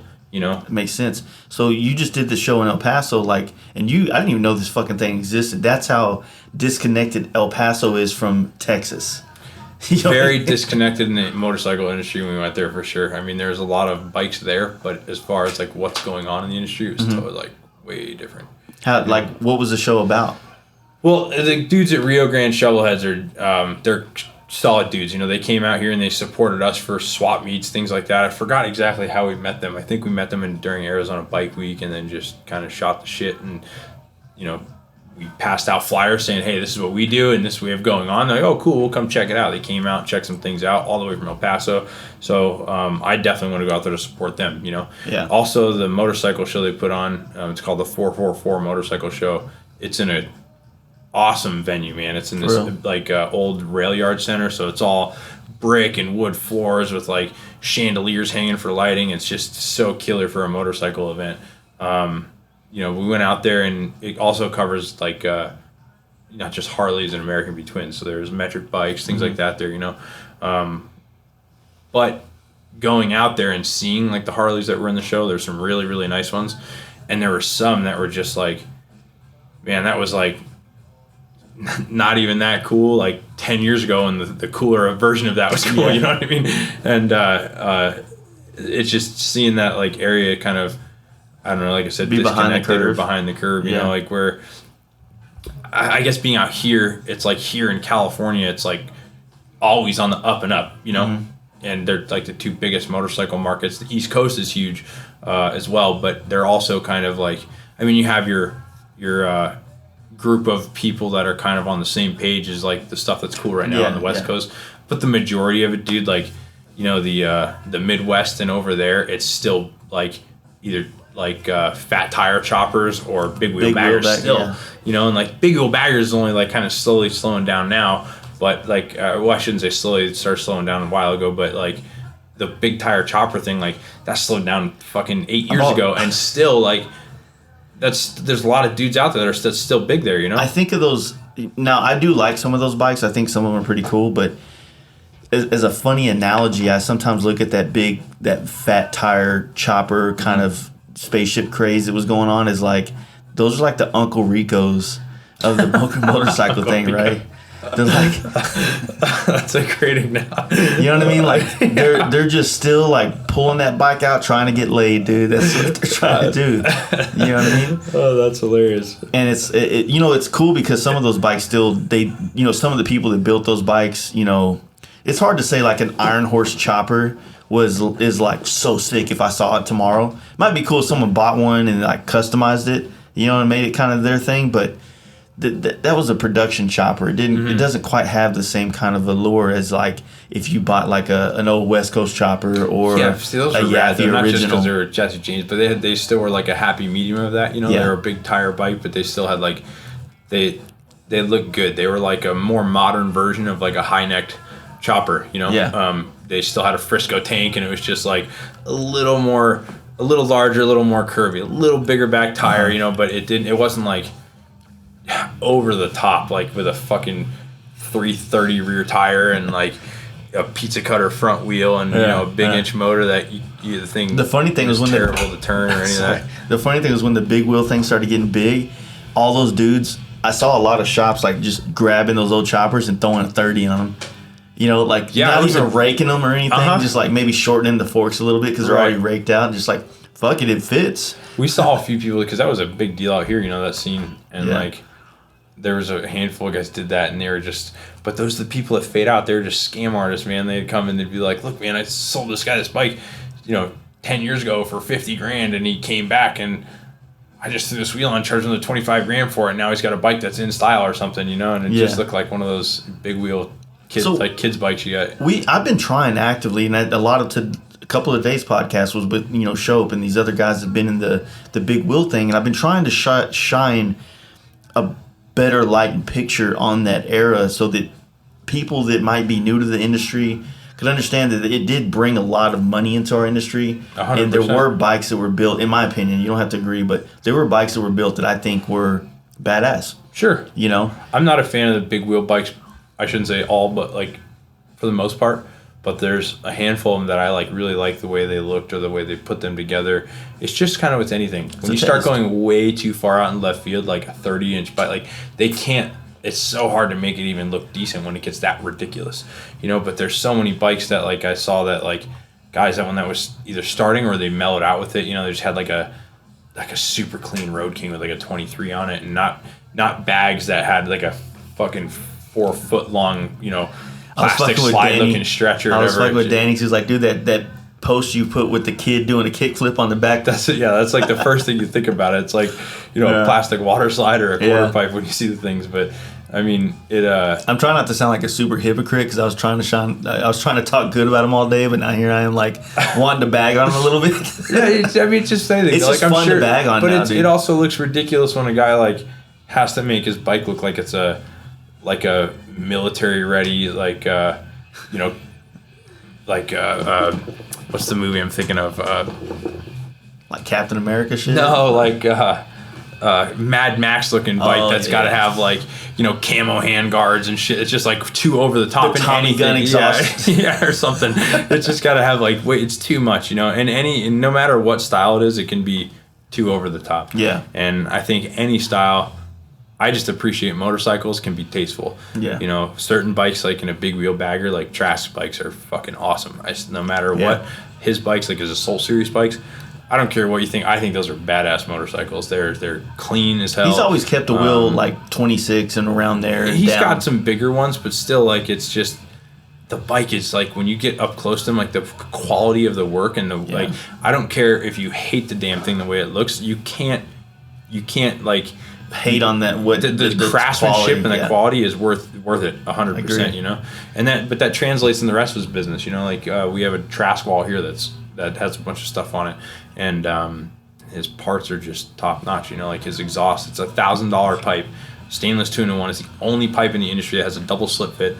That's expensive as hell to make. It's hard to do, but he has the equipment, the ability to do it, and he puts his name on stuff, and it's going to be right. You buy a pipe I'm not going to name names, but they could be $1,200, $1,300, $1,400, $1,500.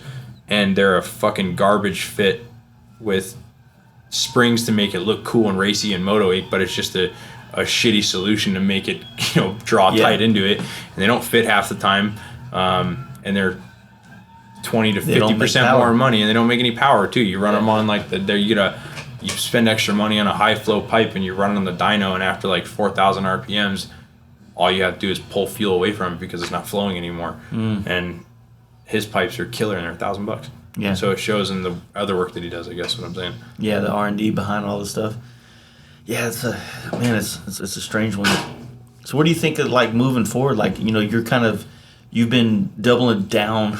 This has kind of been the word of the week. Doubling down on all the like the social media stuff, the apparel, like really making RamJet a fucking brand. Like, it's been a name and it's a cool one at that, but now it's like starting to be this brand recognition thing. Well, I mean, that's been the goal for the past couple of years, to try and do that, because I noticed before, like when I kind of stepped in years ago, we had a good shop, but there's a lot of things that needed to be fixed or addressed, and nothing to Or updated. put down where it was before. Just things that were just needed to change with time, And the brand I thought was important, because like when you look at any other, brand, you recognize the brand and the logo, and that's what draws you to it. And then once you're loyal to it, you just keep going to it. Whether it be a soda company or a t-shirt brand or whatever. So I really wanted to try and do that, and I feel like it's made a decent increase in difference, and I want to keep trying to push that, but also taking on all those things and trying to expand in different avenues and take on a lot of things. Some of it I pushed too fast and scaled too much, where I got to like either slow down because I don't have the people to handle it, We're in the just like real teetering point of being like a small business and getting bigger, but it's hard to get bigger and still contain quality control, efficiency, timeliness,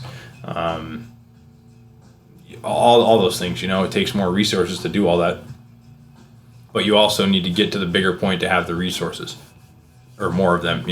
So that's kind of been one of the current struggles, but we're just going with the flow and trying to make everything happen the best that we can. Yeah, that's I mean, I think that's what's happening. It's happening with a lot of us, is that we all kind of start this little brand, or we start doing this work, and then it becomes a brand, and then we're like, fuck, how do we turn it into a Dixon flannel or something like that? Sure. I mean, like, he's a great example. He did fantastic with it, building his brand, and he was able to do it with a lot of authenticity, and just be kind of loud and transparent about like what he speaks for, what the brand does, or whatever, and now we can work in certain demographics or certain items, you know what I mean? But like, there's certain things like I couldn't put like and this is knocking them by any means. I have utmost respect to no, I can't. You gotta knock Danny a little bit, and but like, utmost respect to them. He's done so well, but there's certain things in certain places, like in a different area, I guess it wouldn't look good in an industry where we're like test riding your motorcycle and doing mechanical work, that like we're like getting wild and partying or whatever, Yeah, exactly. That would I wouldn't want to feel confident in that. But if I was supporting like an apparel brand or something, I would want to do that. But it would also be like if it was just like, cookie cutter straight edge about this, and then you do that into apparel brand, what creates the draw to it? So it's like each brand has its own thing that you need to kind of figure out what's going to be the attention getter, what's going to draw people to it, I think. Yeah, that's a good point, man, because, even though I know a lot of, like, bike shops that kind of have that demeanor to them and shit like that, and it's, like, it's cool, but it's, like, you made a good point, like, is he going to, rivet my chain right? You know what I mean? Sure. Or is he even going to, like, know how to, like, not that you want to go ride your customer's bike and beat it up, but if it's a shop that, like, a bunch of old geezers don't fucking ride anything, and you're trying to, chase down a speed wobble at 100 miles an hour,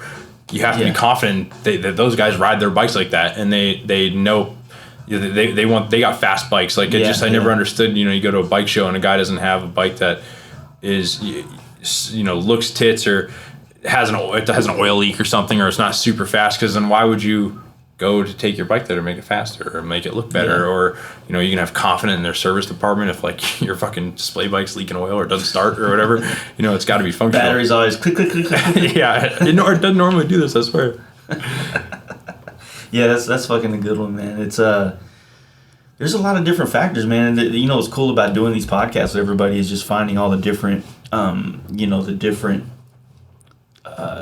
visions that different people have in different areas, like yourself, and it's just interesting, man. You know, it really is.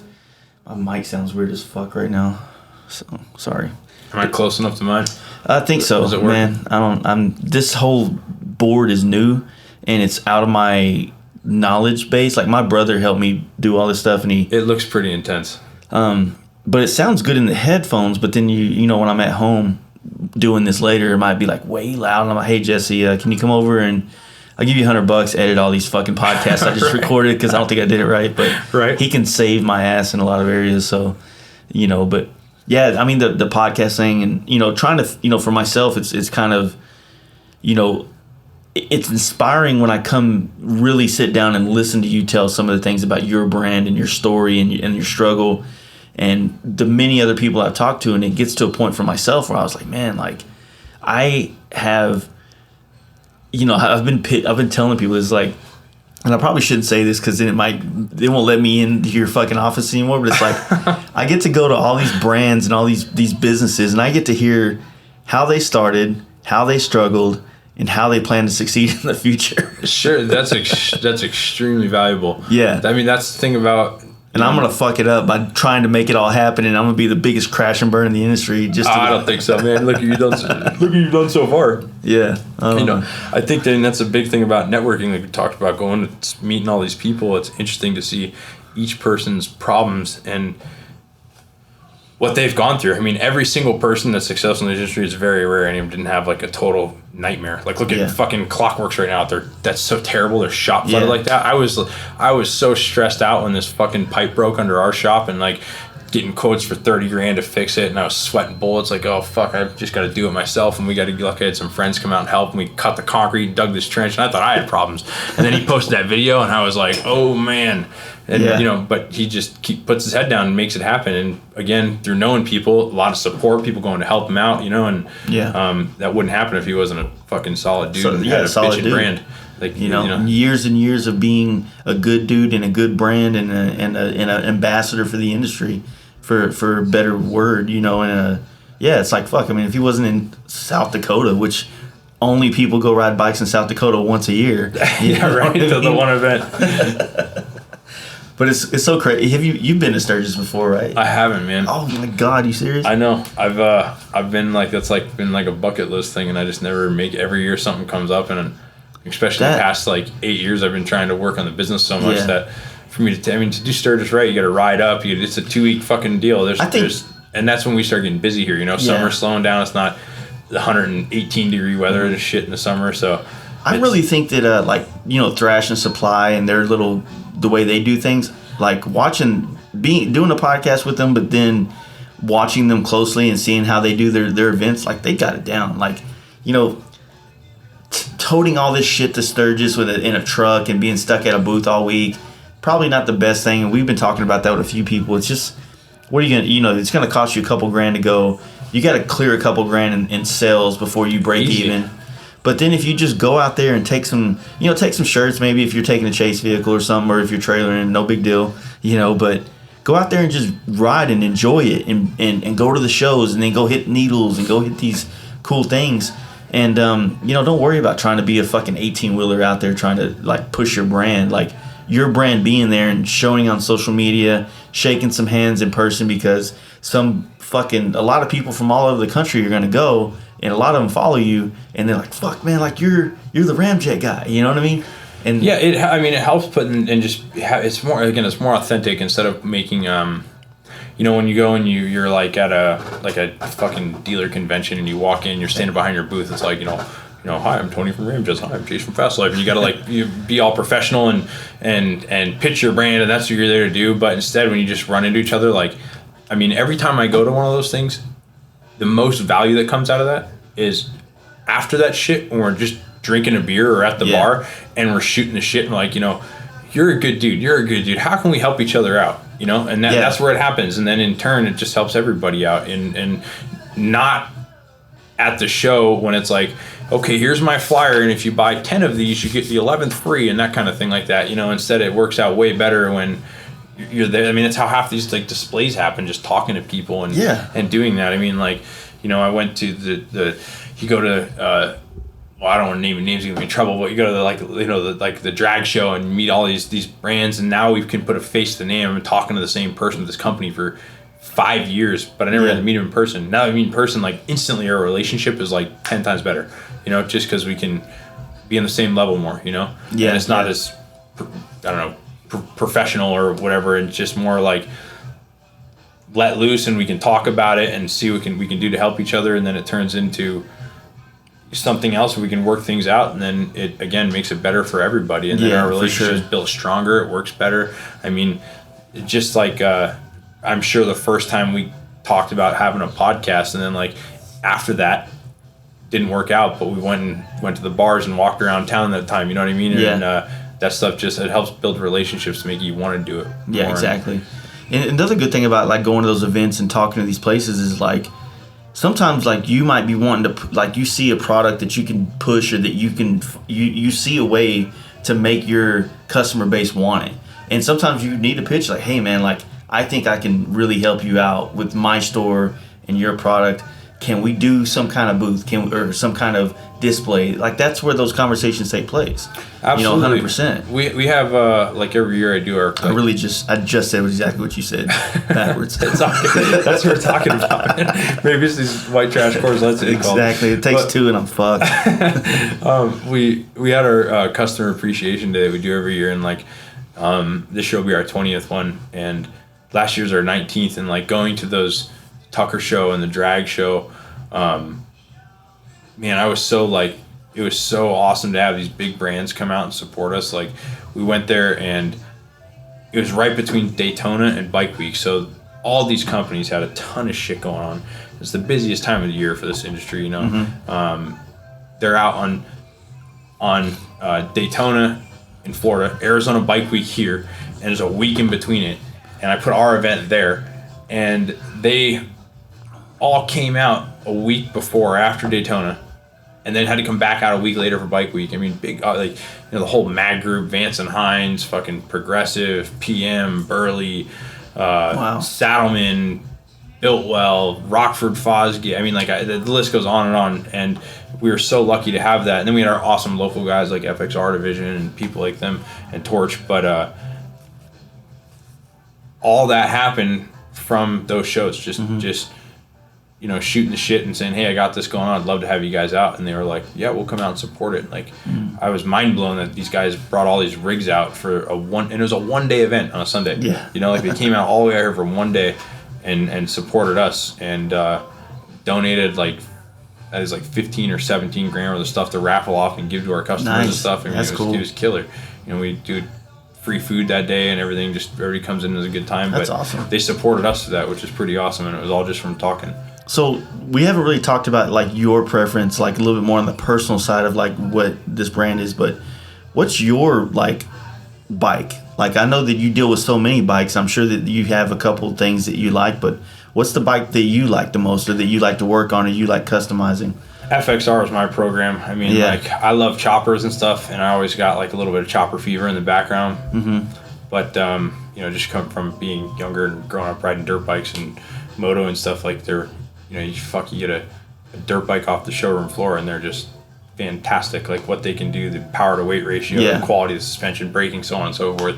And then you jump on a Harley, and it's 30 grand, and it's just a turd. So like the thing stops like shit. It's slow, it's heavy, the suspension's terrible. So once you get a bike that you can dial in a little bit, and you can realize how much fun they are to ride when you get to that point, it's hard to get away from that. Not only just I'm like in kind of an FXR junkie, I love FXRs, but I'd go fire up my shovel head and kick it over, and like I would want to just kick it over. That was like the point. I just wanted to ride it, and it's rough and rigid, and my back hurts when you're done, but I just wanted to kick it over. But I'd get like 2 miles from the house, and I'd be like, I should have just fucking rode my FXR. Like I'd go to like hit the brakes to stop through like a light that just changed red, and no front brake, and it's the back brake, you'd lock it up and be skipping through the light, you know what I mean? And you just blow right through the intersection. So FXR guy. What about you? Man, I like so many bikes, right? And it's like one of those things that I really can't afford a bunch of bikes, but I'd like having an FXR, which I just picked up another one.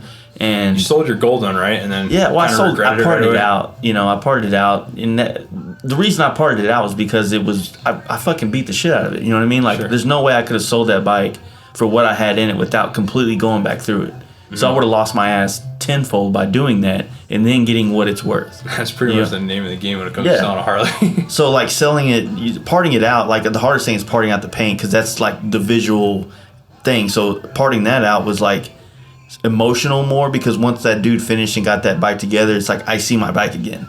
It's your bike. When you sell a bike and it's got a unique paint, I feel bad for the guy that buys it because then it's always like, oh man, that's Jason's bike. And everywhere he goes, and then they end up having it for like a year. Yeah, I feel bad. They get it repainted. Yeah, I feel bad because I like every FXR Friday I post that picture of that bike and or something, and he's a good dude. He's out of Hawaii and shit, but it's like every once in a while, like I see him like on a Facebook chat room or something, like post a picture of it, and I'm like, now I can't post my picture of it honestly because I want to steal his thunder now. I own the rights to that. Yeah, exactly. But the FXR is, I loved it and I still love it. And I'm excited about having another one. I love my bagger, man. I love that thing. I love the fact that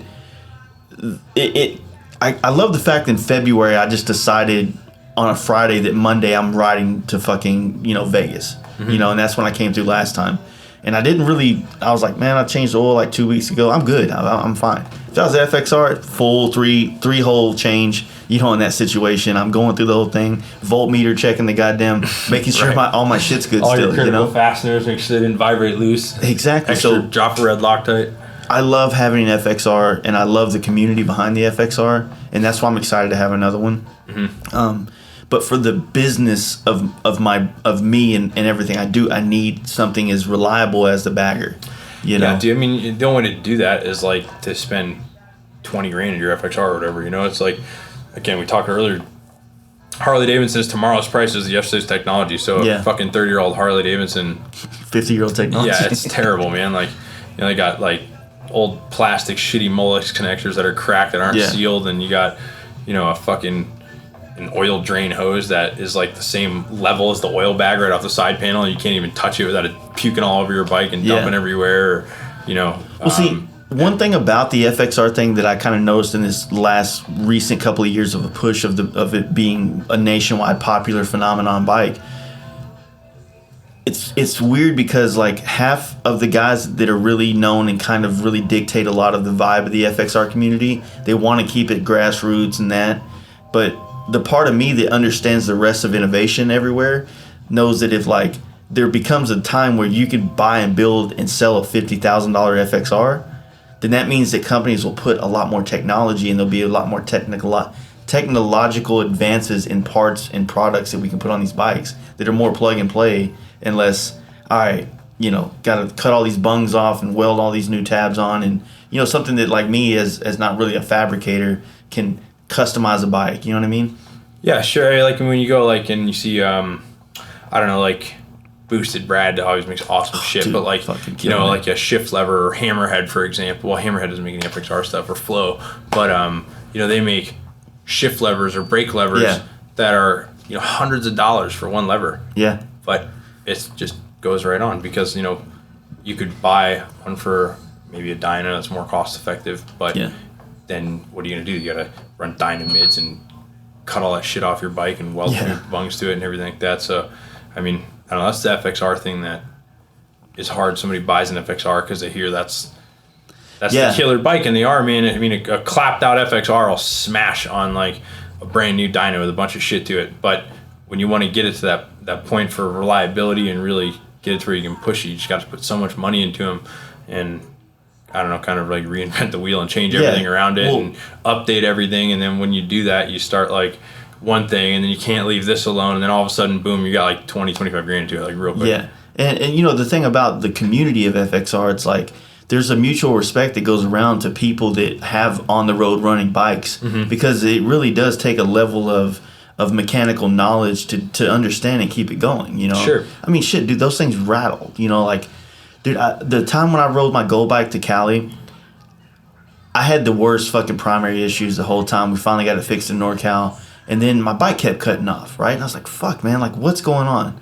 And it was because I had this cool-ass keychain that said Pussy Wagon from, like, fucking Kill Bill, but my ignition... Kill the tumblers in the ignition switch? It was just so loose that it'd just be jackling around and, like, cut my bike off. I'm sitting here on the side. You'd bump into your knee and fire right back, or the ignition would come back on, Yeah. And it took me, like, a while to figure out the problem. But then I just had to take the keychain off, and it was fine after that. But...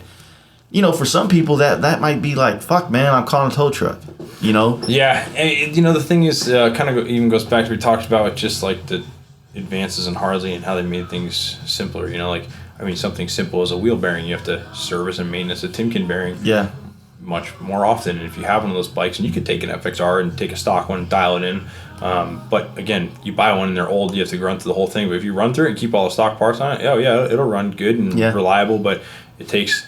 part availability, mechanical knowledge or experience, tooling, you know, like something simple like wheel bearings. Instead of just slamming some sealed wheel bearings in, you gotta, you know, have a tool to drive the races out, and then you gotta pack the bearings, put them in, set the end plate between 3 to 5 thousandths of an inch, and then, you know, pull it all back apart, pack it with grease, put it in with new wheel seals and all that, and it takes double the amount of time with more shit to do. And not a lot of people know how to do that shit. Yeah, or the ability, you know, then not only that, you got to have the tool to drive the races out, the bearing packer, then you got to have a jig or a tool to set the wheel down on and replicate axle torque, and then check the end plate with a dial indicator and a magnetic base. I mean, if you really break it down, you got $1,200. You're literally making FXRs cheaper right now on the market. I hope so, man. The fucking prices went through the roof. Yeah, they did. But yeah, it's a struggle. Like, you know, for me, I had pulled, you know, bagger motors out on twin cams and shit, and it's like, fuck yeah, I can build bikes, you know? Hell yeah, I can take a motor out and put it back in.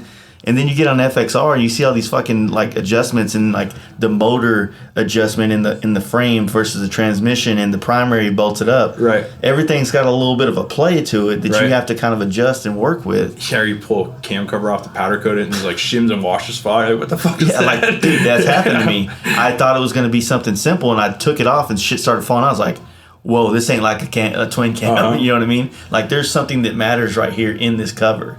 You know? So it's a different game, but there's also the challenge of like really, you know, enjoying it. You know what I mean? Like, this FXR that I got right now, I want it kind of more OG-ish. And that's why I was asking you about the Thunderheader bracket and stuff like that. And I want it more, you know, like, I don't want to build a performance bike out of it. I just want to build a nice FXR that like looks cool. You know? Sure. You know, that's the nice thing you can do with those if you just kind of fix some of the worn out shit and, I don't know, address some of the known problems, if you will. Yeah. You know, fucking FXRs are bitching. You throw a set of handlebars on it and a nice seat. That's it. And a good pipe with like a hot ignition, a bolt-in cam, and like a good carburetor. They fucking rip. Yeah. You know, a little 80-inch Evo with those things, like the thing will smash on a 103 dyno all day. Mm-hmm. You know, but you then have just the downfalls of, you know, a carbureted bike. You know how to work on it, but I guess you have its benefits too, though. You know, you get a new fuel injected bike and you buy a pipe. You can't bolt it on and just tinker with some screws or swap a jet. You got to pay somebody with years experience to use a $40,000 piece of equipment. Yeah. And your $500 interface to hook it up to it and dyno tune the bike. You know what I mean? Yeah. So and now you can't even do that anymore. Without losing your warranty. So. Right. Yeah. But yeah, it is one of those things, and you know, I dig it, man. Like, I was close because I really want one of those. I've been talking about it forever in here, but I do want one of those like FXR choppers, like a fucking up D-raked frame cut badass looking thing that kind of has like a performance vibe to it, but it's a fucking up and out chopper or up and in chopper. High neck and some like small little dual disc front brakes and all that stuff. Like dual disc brakes, like a fucking track swing arm on the back or something, and like a cool exhaust, maybe twin cam. I don't fucking know. I'm feeling lucky right now. You know, let's see what we can do with it. You know, but something cool like that doesn't make any fucking sense, but it becomes it's a happy medium between your chopper wants and your performance needs. Yeah, I mean, really, like, I really want to ride more bikes across country that aren't as reliable as a bagger, just for the experience. You know, like, it feels cool riding an FXR across the country. It'd probably feel even cooler to do it on like a hardtail chopper, even though it will suck, but to say I did an those experience. create experiences, though, man. Yeah. Like when you get on a bike like that, I guess it just depends on what your direction is, and like if you have a time restraint on the trip, like you want to jump on it, rely on it, and just smash and get there, right? Yeah. But if you're going with like a group of friends or something, like the best part about going is not the destination; it's going on the ride with your buddies. And like when shit happens, it breaks down. And you're like, somebody goes and grabs a case of beer, and you're like trying to fix some shit with a busted ass pocket knife and like the tools that you have, and you make it work. You're like stoked on it that you made it. You're not even really worried about it. Something breaks, instead of stressing that it's expensive, you just want to get it on the road to make it, and you're pumped that you did it. And that's like, those are like the best times. This last trip that me and my homies took to Cali, this big 2-week trip we did, it was like one of the best times ever. It's hard to say that it was the best time because every time is fucking awesome and they're all different. But this one was really great. We had problems, but finally it wasn't because of me. That felt great. But not being that guy. What the awesome part was being able to help him continue the trip. On some things, for a lot of, dude, a rear wheel bearing went out in between Grand Junction and Salt Lake City. There's no fucking Harley dealership. We're 200 miles between each one of them, right? We figured it out. We got it done. Got them back on the road. Continued the trip. Next day, fucking front tire flat. Sunday, in the middle, like Winnemucca, fucking Nevada, nobody's open. There's no Harley dealership around. It's a spoke wheel, so that it's a tube. It ain't something we can plug. So, fortunately, because of knowing people, I was able to hit up a homie in Reno, Von Metal, at that, and he jumped in his fucking truck on a Sunday it was I think it was Father's Day. Jumped in the truck and drove 200 miles to pick him up, bring him back to the shop, drank some beers with us and partied, and then fixed his bike the next day. That's pretty rad. Then the same bike, 2 days later, while we were riding the coast on our way down to San Jose, the fucking rear wheel, because I knew that the rear wheel was going to be fucked because we got the bearings put in and it kind of got us here. But I was like, dude, something's going wrong. It was too charred up. I'm literally with a hammer trying to peel the old bearing out of it. You know what I mean? So, but it got him on the road. It's some chopper shit basically. And then his spokes got fucked up. They were loose. So his bike was wobbling again. So called up fucking Roger from fucking Slab Size. He's like, yeah, I got one right here. It's a street bob wheel. They're fucking everywhere. Yeah, perfect. $100. Swapped the tire out, put it on the road, kept going down the coast. That's rad. That shit is cool. And I'm telling you that story instead of like, dude, fucking PCH was the shit. Fucking this and that. I'm telling you all these great places because there were some badass places, but it's kind of like, those are the parts you remember though. Yeah, when you're bullshitting and you're like, oh, remember that time that fucking what's his name's bike broke down 5 times on the way there, and you give him a hard time about it. Oh, and not to mention the same bike, all this problem. Not to mention the day before his bike had the rear bearing, he started having an ignition coil problem. It would like, and it never made sense. We thought we figured that he just had a bad ignition going out, but he can sit there for 5 minutes and just trying to turn it on, and then stop, and then do it one more time. Bam, starts right up, no problems. And then the next time we stop, bam, starts up, no problems. And then after we forget about the problem because we think it's just like some bad part of the country we were in, bam, it happens again. So then we all started fucking with him, and we started just kind of in the background going, because we were just making that fucking that noise, that sound of his starter going off, and it's like as soon as you do it around him, he just kind of laughs because he knows what the fuck we're fucking with him about. It creates good memories, man. Yeah, man, the trips are the best, man, and that's like I said, this trip was full of like a couple of setbacks and but it was like positive vibes the whole time. We all had a good time. It was an overload of experiences on that trip, man, and we didn't, I missed that shit. It's hard getting back to reality after that. You know what I mean? It is when you go to those trips like that. I mean, it's crazy how your mindset changes. Like, I don't know, like those you can let loose on those trips. Like I like. You get in this industry because you like bikes. You like going for a ride and doing that. But then you want to be the businessman that like has drive and be successful or do this. But you revert back to being kind of just like a dirtbag biker. And the raddest thing about that is like, fucking not changing for 2 days or showering in a river, and the most you eat is like fucking chips from a gas station or grilling a hot dog over a fire and cases and cases of beer, Yeah, exactly. And, on a beer diet. And it's I I don't know. Those are like some of the best times. And then after you do that though for a week or something, it's hard to transition into real life. I agree 100%, and I think it also does a lot of wonders. And I think that if more like shops that have been in this industry for years and have kind of falling into the, I was telling Show today, I was like, you kind of like think about it, like your experience of being, like your experience of going to Sturgis has never been about really going to Sturgis and seeing these places. Hustling to make some cash, man. Your bike trips have always been like this like here in this place, finding your own fun within a part of the industry that you're able to do. And it's like, when I was talking to Mike Porm earlier, we were like, I've hung out with him in Daytona, the Hot Bike Tour 2 years ago, and then we hung out in Sturgis this time. It's like, dude, we're hanging out not in your booths, but just because you're out doing shit. And he's like, man, like I kind of fell in love with seeing the industry from this angle, And he didn't say it that way, but I think that that's what he kind of meant, It's just you see this industry from a different angle as more like a user of the thing instead of just like a provider for it all the time, That's a really good way of looking at it.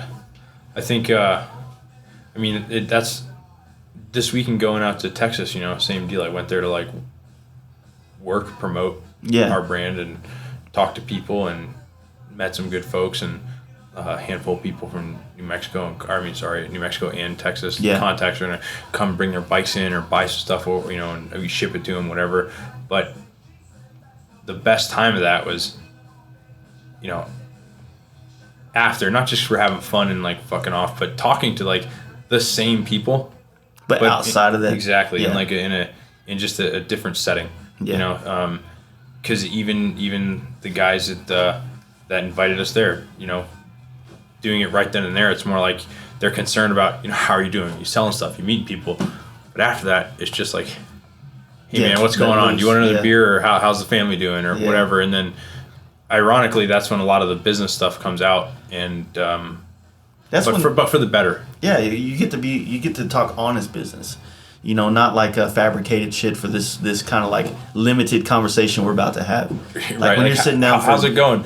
Oh, things are going great. Instead, it's like, oh, last week fucking sucked, man. Dude, I got this thing going on down here. I don't know what's going on. Take a look. Let me know. You're going to have that conversation at a bike event. Right. But shit, at the bar later on, man, I might need your advice. You know what I mean? Oh, that's fucking funny. But yeah, it's what it is, man. Like finding those different, and like maybe doing these podcasts and talking about it and because nobody thinks about it. It's just part of the day. It's like you never really sit back until you're long past it and go like, fuck, man, like that's the part that I enjoy the most out of some of these things, So yeah. I don't know, man.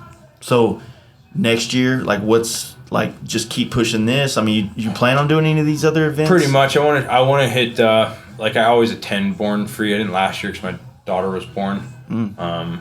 That was awesome. More important? Yeah, definitely more important, and kick-ass wife holds the fort down all the time at home. I mean, you're working so much, dude. How many kids do you have? Two. Got, perfect. Stop. Right. You got a boy and a girl.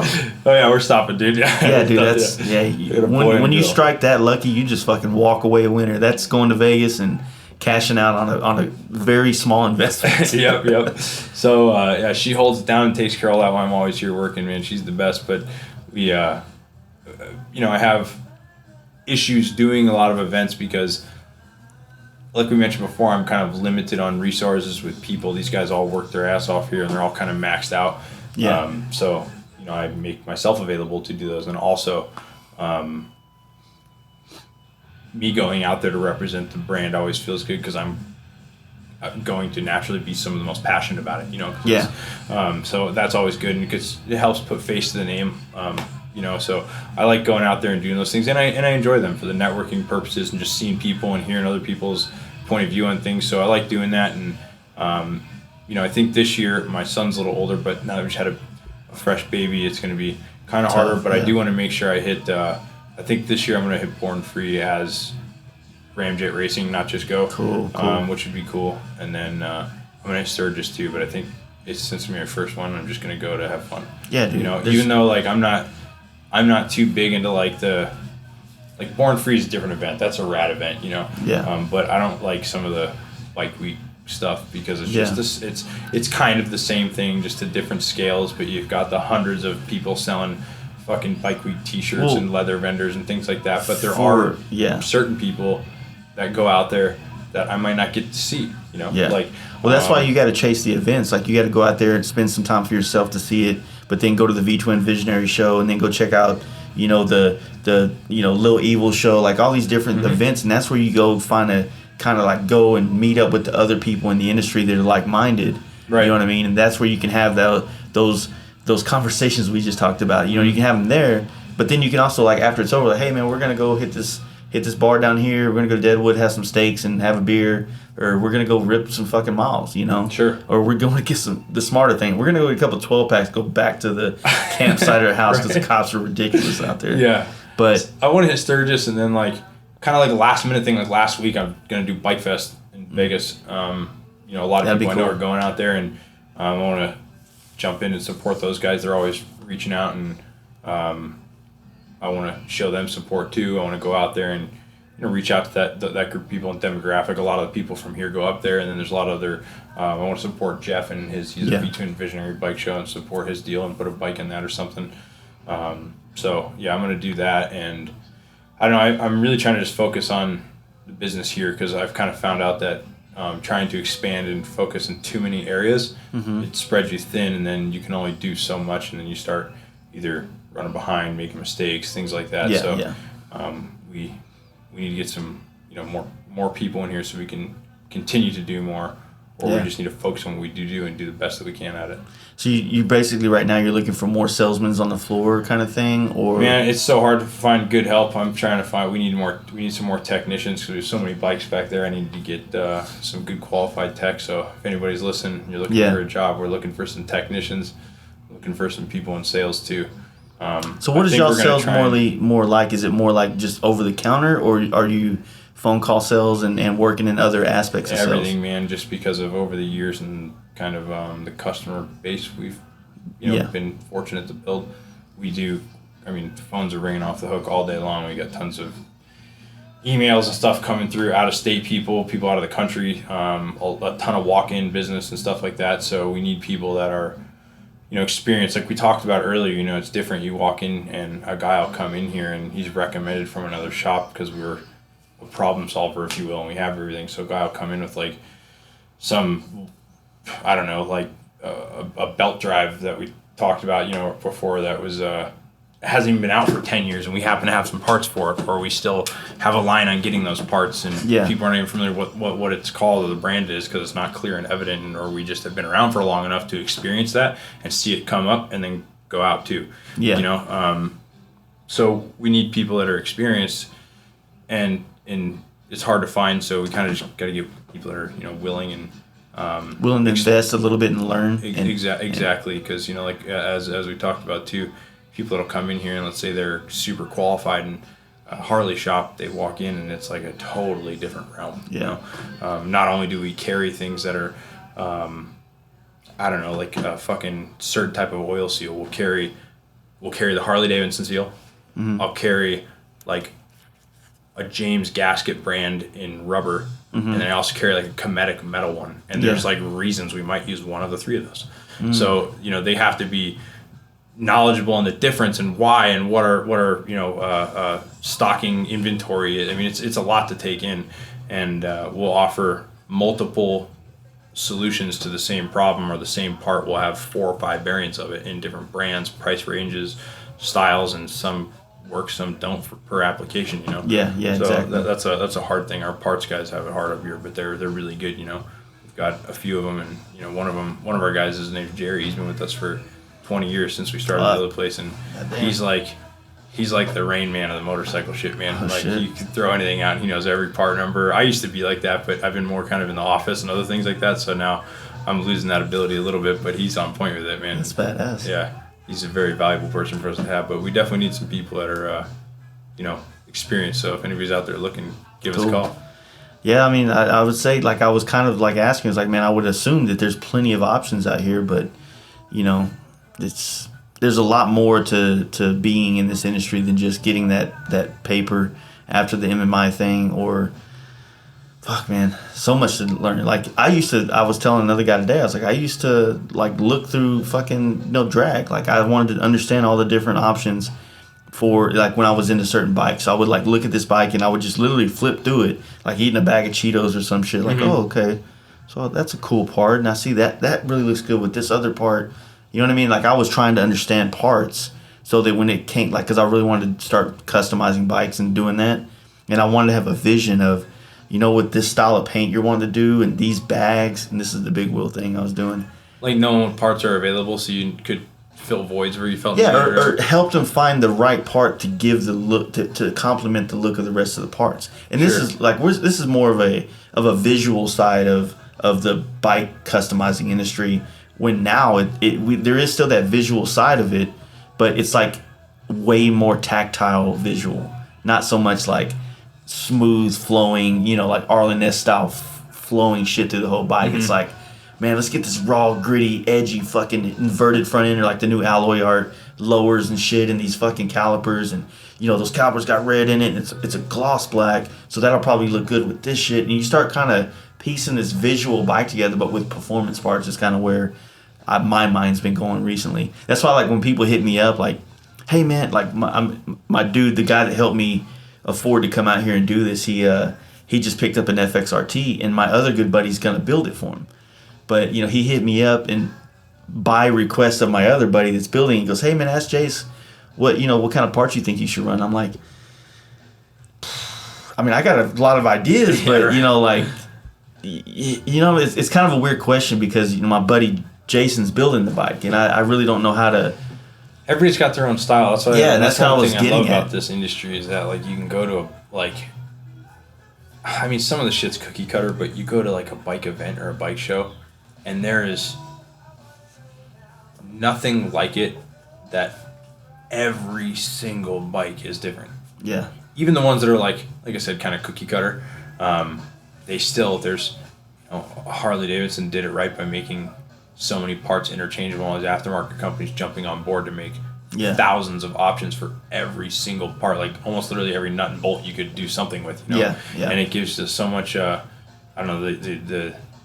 The end user so many options to just make it unique into them, and it's cool to see that, because even if like you see a bike and you think it looks like shit, like that guy's stoked on it, and how cool is that in the end, that's why I like going to shows, and I don't care if it's a style bike I don't like or not. I just like seeing people put their time and their effort and their money into it, and that's kind of one of the reasons why we try to service just the motorcycle community as opposed to a type of bike. I know on social media we kind of focus, and it looks like we just really do mainly like FXR, Dyna, and performance type stuff like that. But like we do so many other bikes and shovel, and like from shovel, panhead, knuckle stuff, and I've got like four speed trannies back there rebuilding right now, and to big wheel baggers and choppers and all that stuff, and we like it all. It's kind of easy to fall accustomed to posting that stuff because it's like the hot thing right now. And you like it. Yeah, and I personally like it, which is another thing I have to realize too, how to like kind of separate my own.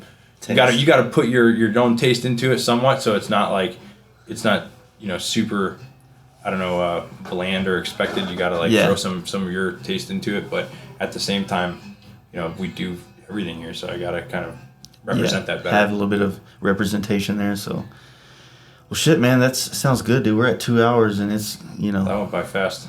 Told you. That's quick. I'm glad we didn't do this at like 1 o'clock in the afternoon during the day. Yeah, well, I mean, it's cool. Like I said, I'm just glad we were able to, do this. You know what I'm saying? Because, for one, it's like I've never done 4 podcasts in a day, and I'm kind of like fucking tripping out right now because I'm like, fuck, it's tough, man. Like, you're pretty overwhelmed. That's a lot. Mentally prepared for each one in some kind of way, and I think that everything that we did today was pretty good. So that was cool. That was kind of like the scary thing on my end. Is like you finally get a chance to talk to somebody, and you're the last one. I'm like, I don't want to come in here fucking like half stepping, all fucking just ready to go to sleep and shit, and like not aware of things. So I was kind of.